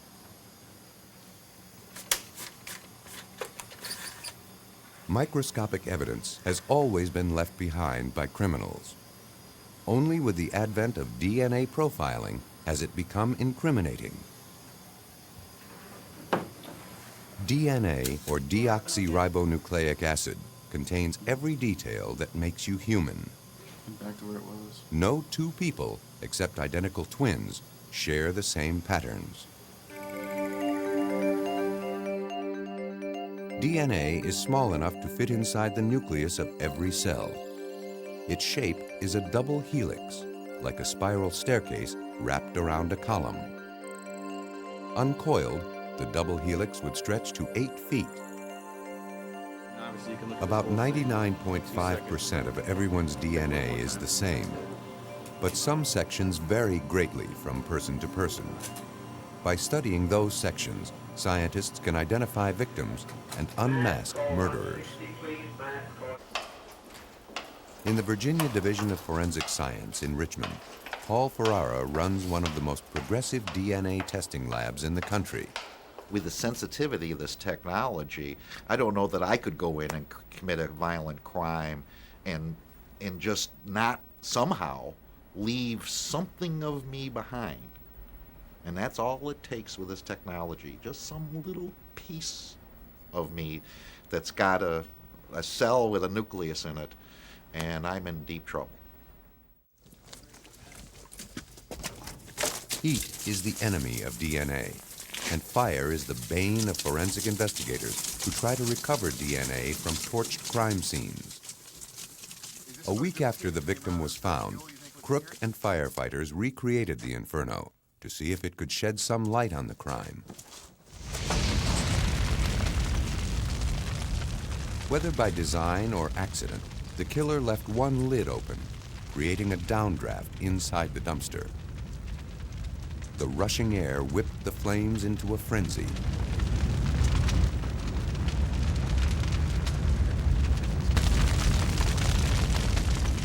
The surrounding trees hid what little smoke the fire produced. It burned at about 2,000 degrees for 30 to 40 minutes. By comparison, a crematorium burns between 1,000 to 1,400 degrees for about 3 hours. Police were lucky to have any remains at all. Now they had to figure out who was killed here. All the pathologist could tell them was that the victim was a white female. Traditional methods at a standstill, detectives focused on X-rays. They showed the victim was shot in the head, but they also revealed a feature detectives hoped would identify her. David Sweet, a forensic odontologist or dental investigator, worked on the case. Teeth are the hardest substance in the human body and the most difficult to destroy. When bodies can't be easily identified, odontologists look to the teeth to tell them about the victim. Their wear and condition can hold the story of a person's life, whether they were right or left-handed, drank water with fluoride as a child, or wore braces. By studying the victim's teeth, it was determined that she was in her early 20s. She had one extraordinary feature. But the other thing that we realized when we examined the teeth was there was an extra tooth right in the center of the upper jaw between the upper central incisors. And those showed up very well in the x-rays that were taken after the victim died. Crook ran a computer search that compared his findings with dental records of missing persons. None matched. Despite his best efforts, Crook was stymied. He still had a victim without a name and a murder without a suspect. Meanwhile, somewhere out there, a killer ran free, confident nothing could link him to his crime. What he didn't know was that a small piece of evidence could provide the missing link. Looks great. Oh, you cheated. For 2 days, Detective Al Catley chased a ghost. Good, and yourself? Who was the woman in the dumpster? What awful chain of events led to her murder? Surely by now someone, a friend, a lover, a co-worker, was missing her. Catley asked his staff for missing persons reports.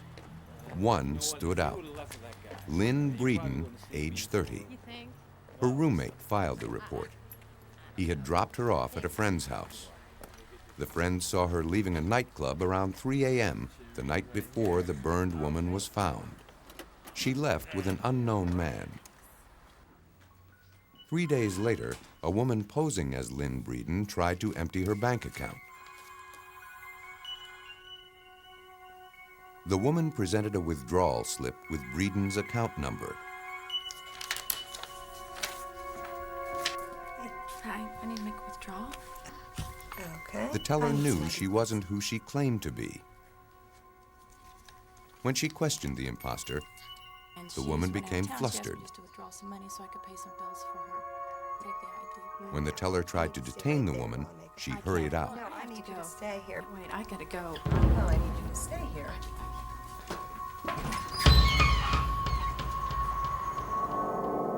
A security camera captured the failed transaction.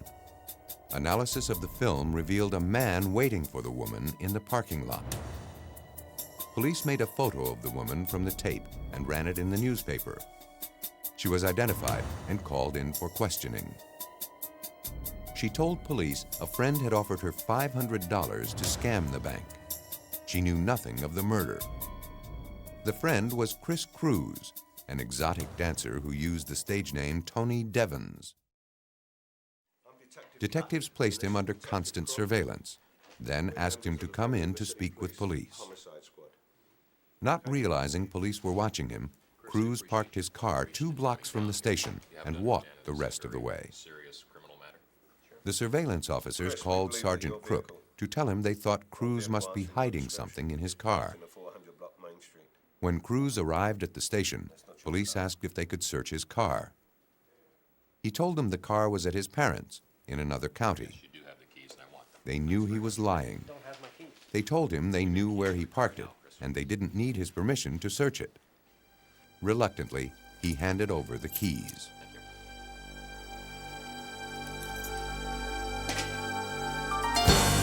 Forensic investigators took pictures of the car from every angle, carefully recording what they saw before touching it. They moved in closer to gather more evidence, collecting and photographing virtually everything. It was too soon to tell what might be important later. The men worked in teams. Some officers inspected the evidence, while others marked where it was found. Investigators found bloodstains on the sides and rear of the car. They marked the positions carefully. Later, the shape of the stains would be analyzed to calculate what direction the blood came from and its point of origin. These details are crucial for reconstructing a crime. Blood samples may also be collected for DNA analysis.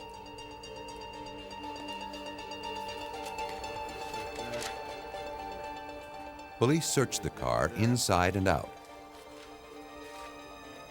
They looked through personal items in the back seat, hoping to find any piece of evidence to tie the victim to the car. All right, it's 10:05. We're going into the trunk. Next, they opened the trunk. Oh, look at this right off the bat. Inside, they found a gas can and other objects covered with blood. Get a shot. One moment. Beneath some clothing, they found several key pieces of evidence: a bloody tire iron and a .22 caliber rifle. I'd say that's the deal. The detectives now were almost certain Cruz killed Lynn Breeden, but they had no way of connecting the suspect to the victim. Cruz denied knowing her. He told friends he bought her identification on the black market, and police couldn't prove the blood on the car was hers. They needed to compare the DNA from the blood on the car to DNA from the victim. But where could they find the victim's DNA? They turned to David Sweet for help. He suggested looking for it in her impacted wisdom teeth. No one had ever tried it before, but it was their last hope. We know theoretically that there are cells still embedded in the mineral tissues of the teeth, and we should be able to open the teeth, extract those cellular materials, and extract the DNA from the cells, and then process it in a forensic DNA analysis. A tooth is an armor coating that surrounds a core of living tissue. Sweet hoped the tissue within the impacted wisdom teeth were protected from the fire by the thick jawbones surrounding them. He cut the first wisdom tooth from crown to root, but found no tissue inside. His second attempt was more successful. He found tissue, but he didn't know if its DNA was destroyed by the fire. He sent it to the lab to be tested. All he could do was wait.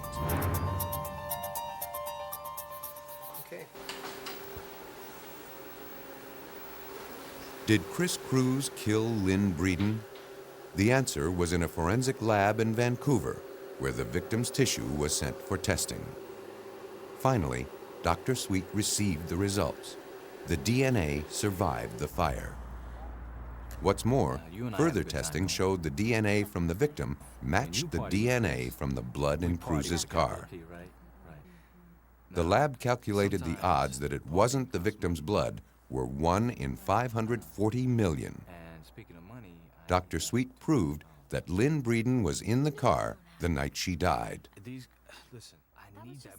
Confronted with the overwhelming evidence, Chris Cruz confessed to murder.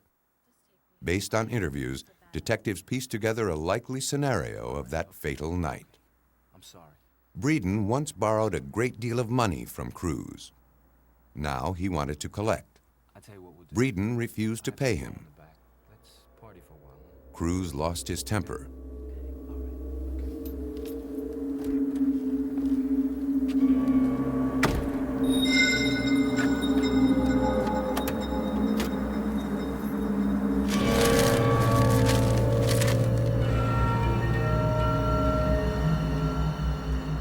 Growing impatient, she got out of his car.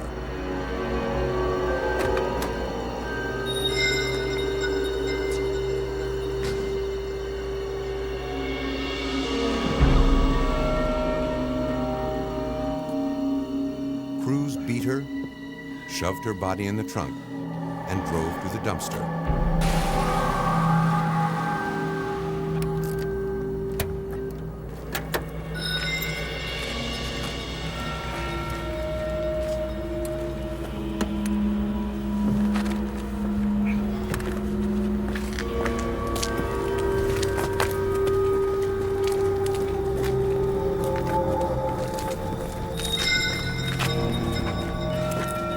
After he arrived at the secluded spot, the victim began to regain consciousness.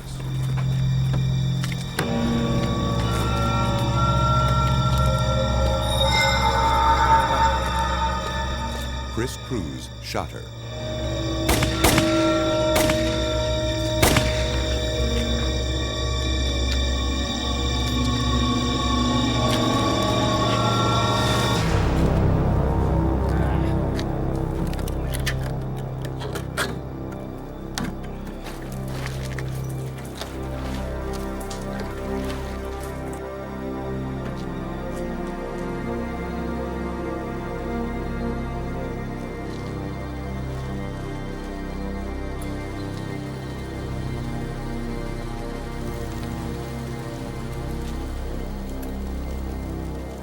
He thought the flames would erase all the evidence. How could he know the charge of murder would come from his victim's own mouth? Found guilty of second-degree murder, Chris Cruz received a life sentence.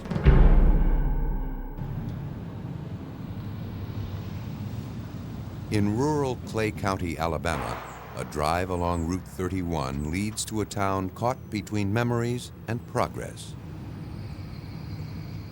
where turn-of-the-century storefronts share billing with a new city hall, where folks still get their news word of mouth, and where bad news and good news travel at about the same speed. Summertime slow. It's a safe place where parents don't think twice about giving their teenagers free rein to explore the land. A place where violence is an unwelcome stranger.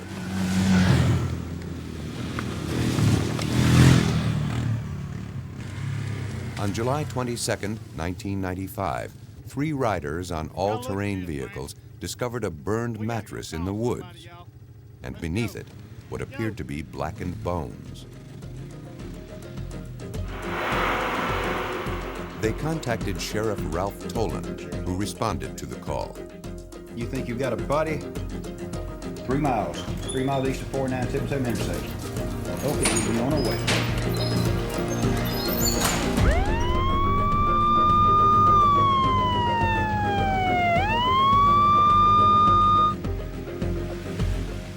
The men met the sheriff and led him to their grim discovery. It looked like murder. Toland began to secure the crime scene, but knew he couldn't do it alone. He needed to be sure no evidence was jeopardized. I got down into the scene and I saw exactly what had happened. Saw the mattress charred and burned, nothing left but the springs over a skeleton. I just stopped everybody where they were at and told them to stop right there. Had them to go back out to the entrance from the road and asked them all just to secure it. I wanted forensic and the criminalist to come and help us collect all the evidence. The man he wanted was Angelo Dellamana. A scientist with the Alabama Department of Forensic Sciences, Dellamana never knows what he's going to find when he answers a call. Whenever you get to a crime scene, you hope that it's been secure and cordoned off right after the discovery of the body. You don't want anybody into the crime scene that doesn't belong there. You don't want anybody messing up evidence. You want the evidence to be maintained in a secure fashion so that when you as a scientist get there to recover it, you can collect it without disturbing it, preserve it, bring it back to the laboratory, and do the tests that you need on it to find out who did the crime. Dellamana marked the position of the body, the condition of the mattress and the surrounding area before he went to work collecting everything he could. Dellamana placed flags to mark the position of what little evidence he found. He marked 11 used cigarettes randomly scattered around the mattress. They hadn't been there long. That was a good sign. But who smoked them? The killer? The victim? I felt it was going to be very hard not only to identify that person, but to generate some kind of evidence. I did feel at the crime scene that the cigarette butts present there were going to be very strong evidence because they did not look weathered. They were sitting up on top of the cushion of grass. I felt they had not been there very long. As Dellamana assessed the situation, his technicians recorded the evidence.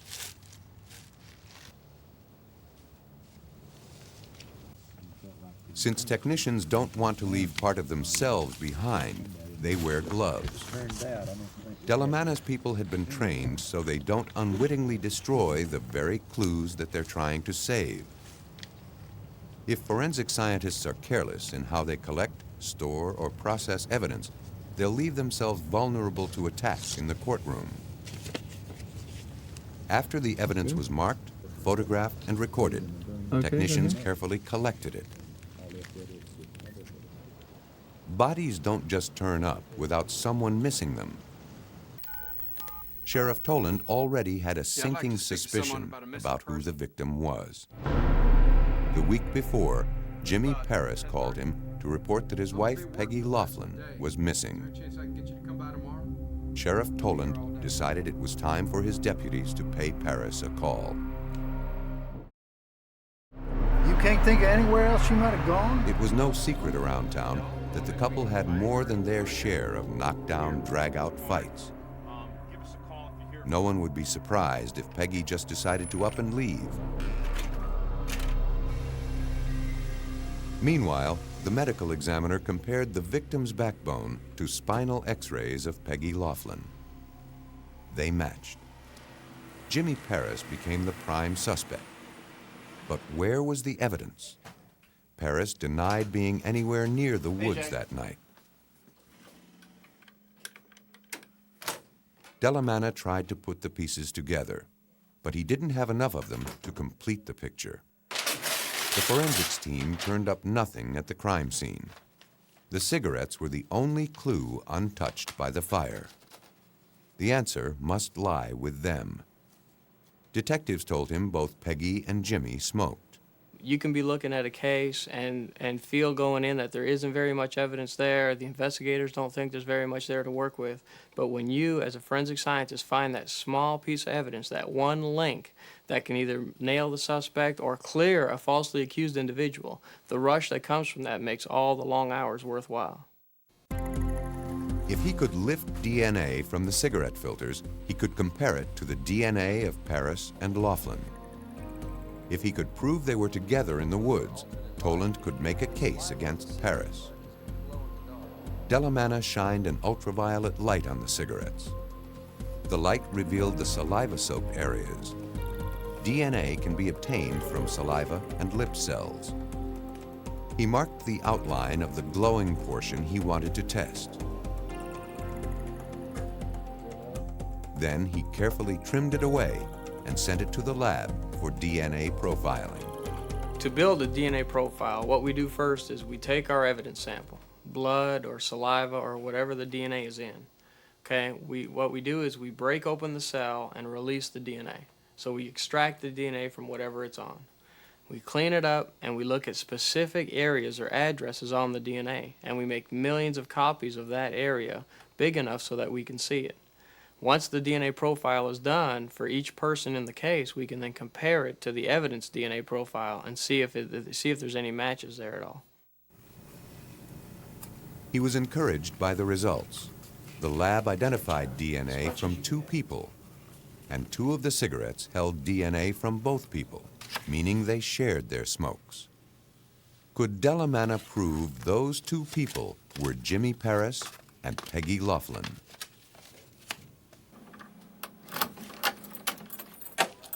Testing Paris's DNA was simple.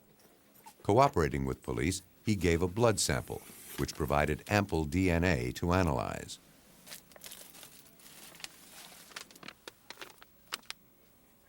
But getting Laughlin's DNA proved much more difficult. Delamanna had to try extracting it from her remains. He felt the best place to look for the DNA was in the marrow of the femur, or thigh bone. The largest bone in the body, it's the one most likely to have protected DNA from the fire. Bone marrow is rich in DNA. To expose as many cells as possible, Delamanna ground it into a powder. He gave the powder to another scientist for DNA extraction. The scientist places the powder into a chemical bath that breaks open the cell's nuclei, releasing the DNA.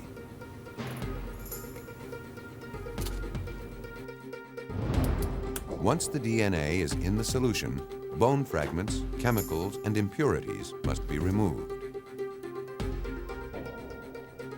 The liquid goes through a series of microscopic filters. A centrifuge spins away the refuse. The filters trap the clean DNA. Theoretically, scientists can obtain DNA from just one cell. But to create a profile, they generally need thousands, though that number is decreasing. Not long ago, tests required a sample the size of a dime. Today, they can extract usable DNA from a drop of blood the size of a pinhead. The DNA is isolated. Now it's time to measure it.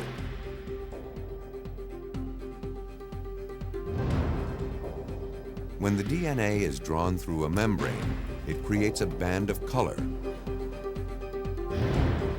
By comparing the color, scientists can determine how much DNA they have.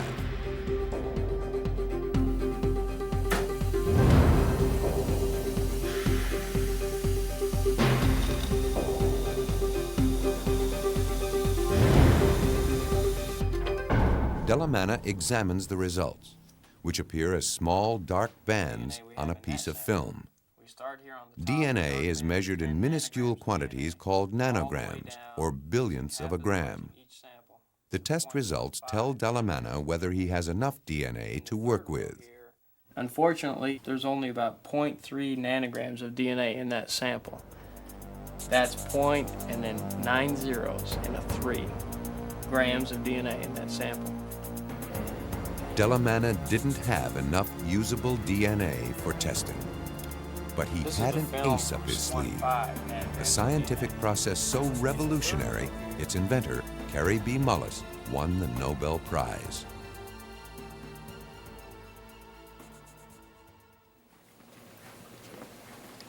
Up until 1993, scientists could test DNA only if they had large quantities. But bacteria, heat, and time take their toll, degrading DNA and leaving it in fragments.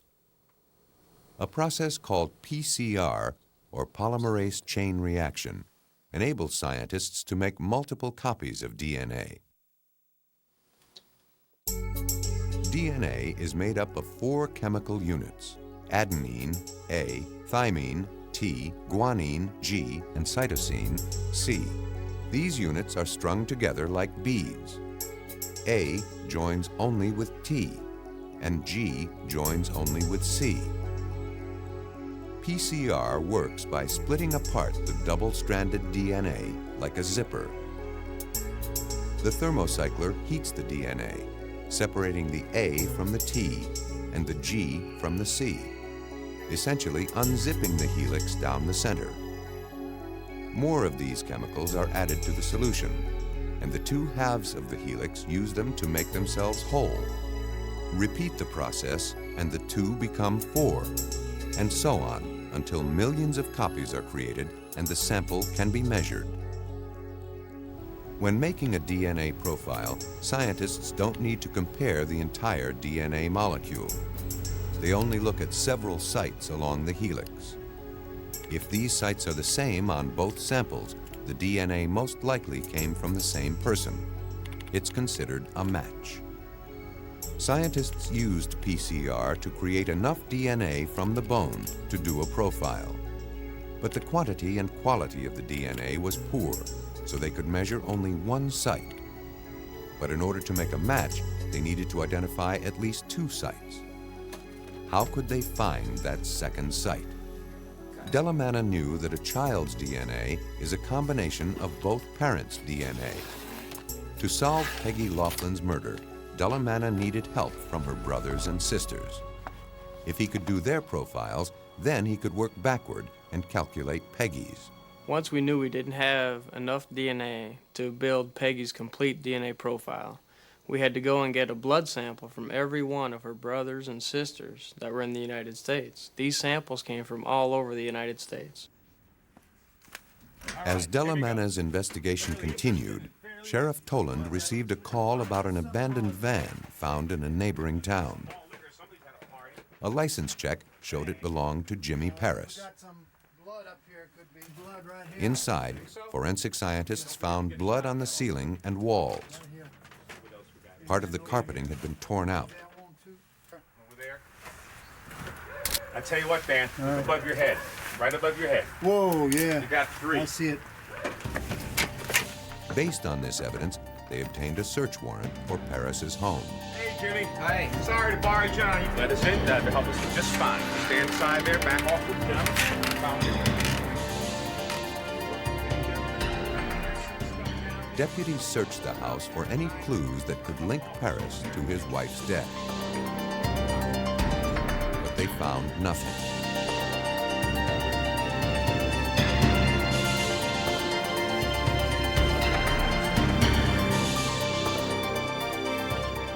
Then an officer checked the crawl space and found a section of blood-soaked carpet. It matched the missing piece from Paris's van like a jigsaw puzzle. The possession of the carpet linked Paris to the bloodied van. Police had the murder scene, they had the victim, and they had their suspect. The evidence was strong enough to arrest Jimmy Paris for the murder of his wife. But to strengthen their case for conviction, police needed to link Paris, the van, and the burned mattress together. To do that, Paris had to be placed with the victim just before her death. Angelo Delamana was hard at work trying to accomplish just that. he was ready to make Peggy's DNA profile using the blood samples from her siblings. We extracted them, put them through our full battery of DNA tests, and what we did was when we got the DNA profiles of the brothers and the sisters, we were able to work backwards and build the rest of Peggy's profile. The genetic information Delamana gathered from the siblings enabled him to complete the missing link on Peggy's DNA. Peggy's DNA matched the DNA on the cigarettes. Here was proof that Peggy was alive with Jimmy in the woods the night she died. For forensics expert Paul Ferrara, the DNA match was the kind of evidence that tipped the scales against Jimmy Paris. When looking at DNA evidence and the weight that you put on that DNA evidence, take that and place it in perspective with other evidence of motive, means, and opportunity. And when you combine all of those together, then one can come to an informed opinion that a person is guilty beyond reasonable doubt.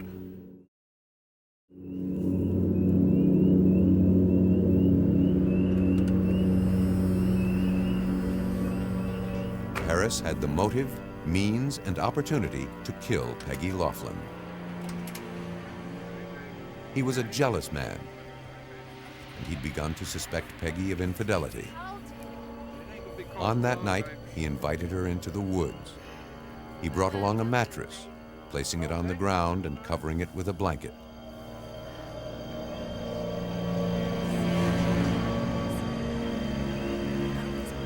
Peggy and Jimmy smoked and talked, casually tossing aside the spent cigarettes.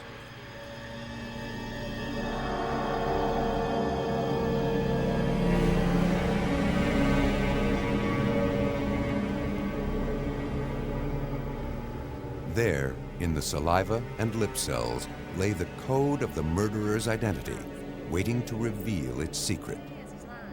Then, something happened that triggered a rage that drove Jimmy Paris to homicide. The baby is crying too.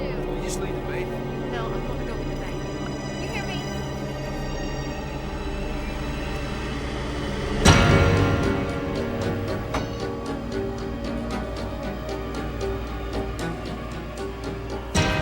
Paris knew he had to destroy the body if he wanted to escape detection.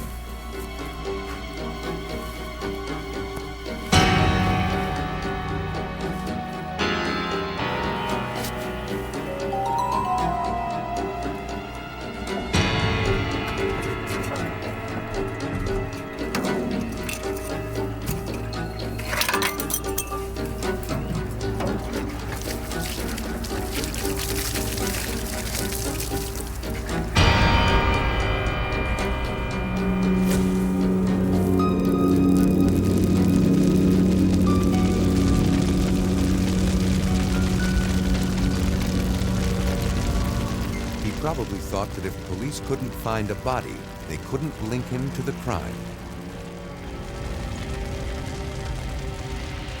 He couldn't see that the evidence he had already left would be enough to convict him. DNA analysis was crucial in the sense that it placed both the suspect and victim at the scene together.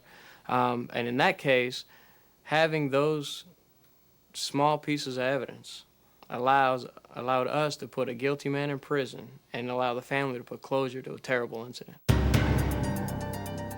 In Alabama and Vancouver, scientists struggled to find DNA evidence to link a killer to his victim. But the power of DNA is not just its ability to put people behind bars. It also holds the key to setting them free.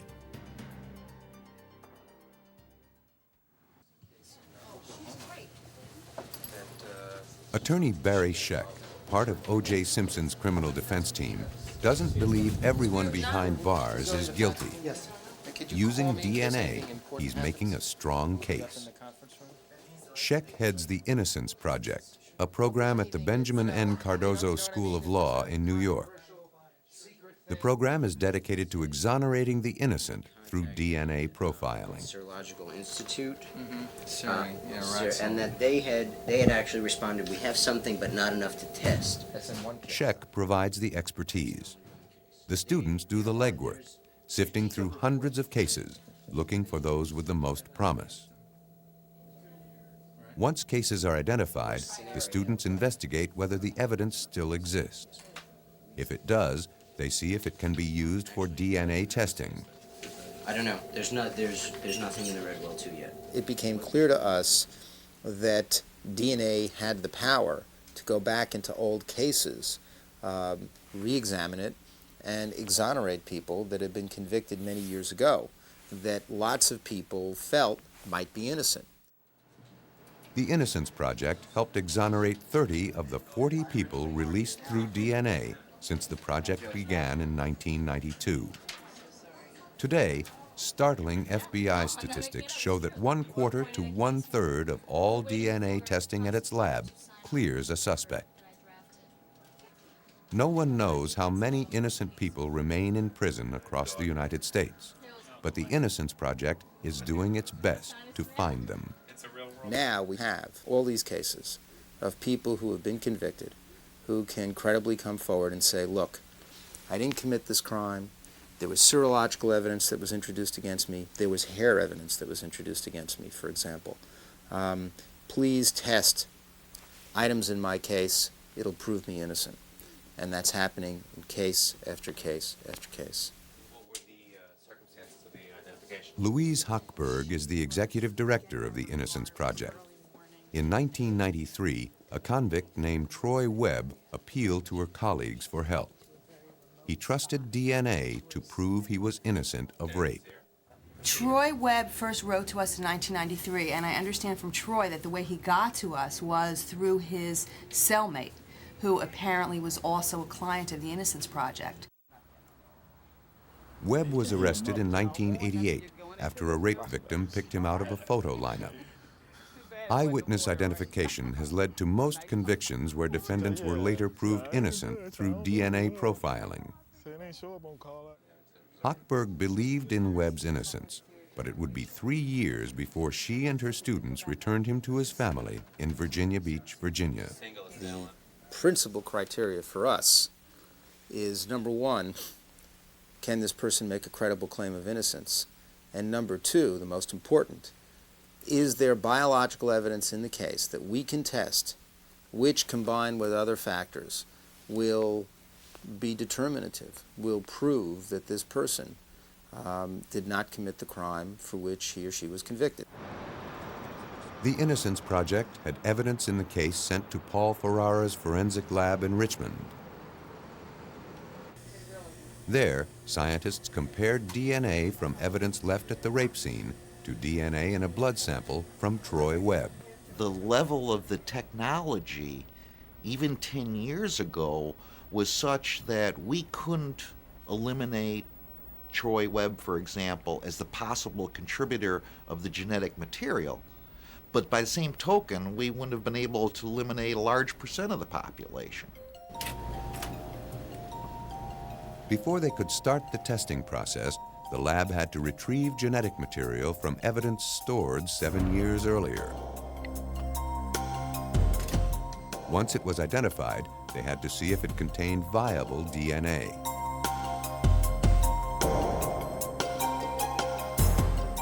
They used an acid test to confirm the biological fluid was present.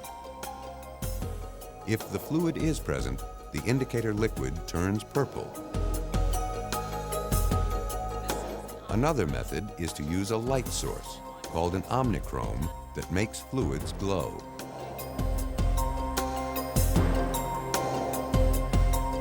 If the scientist is looking for blood to test for DNA, she'll use a chemical called luminol to find it.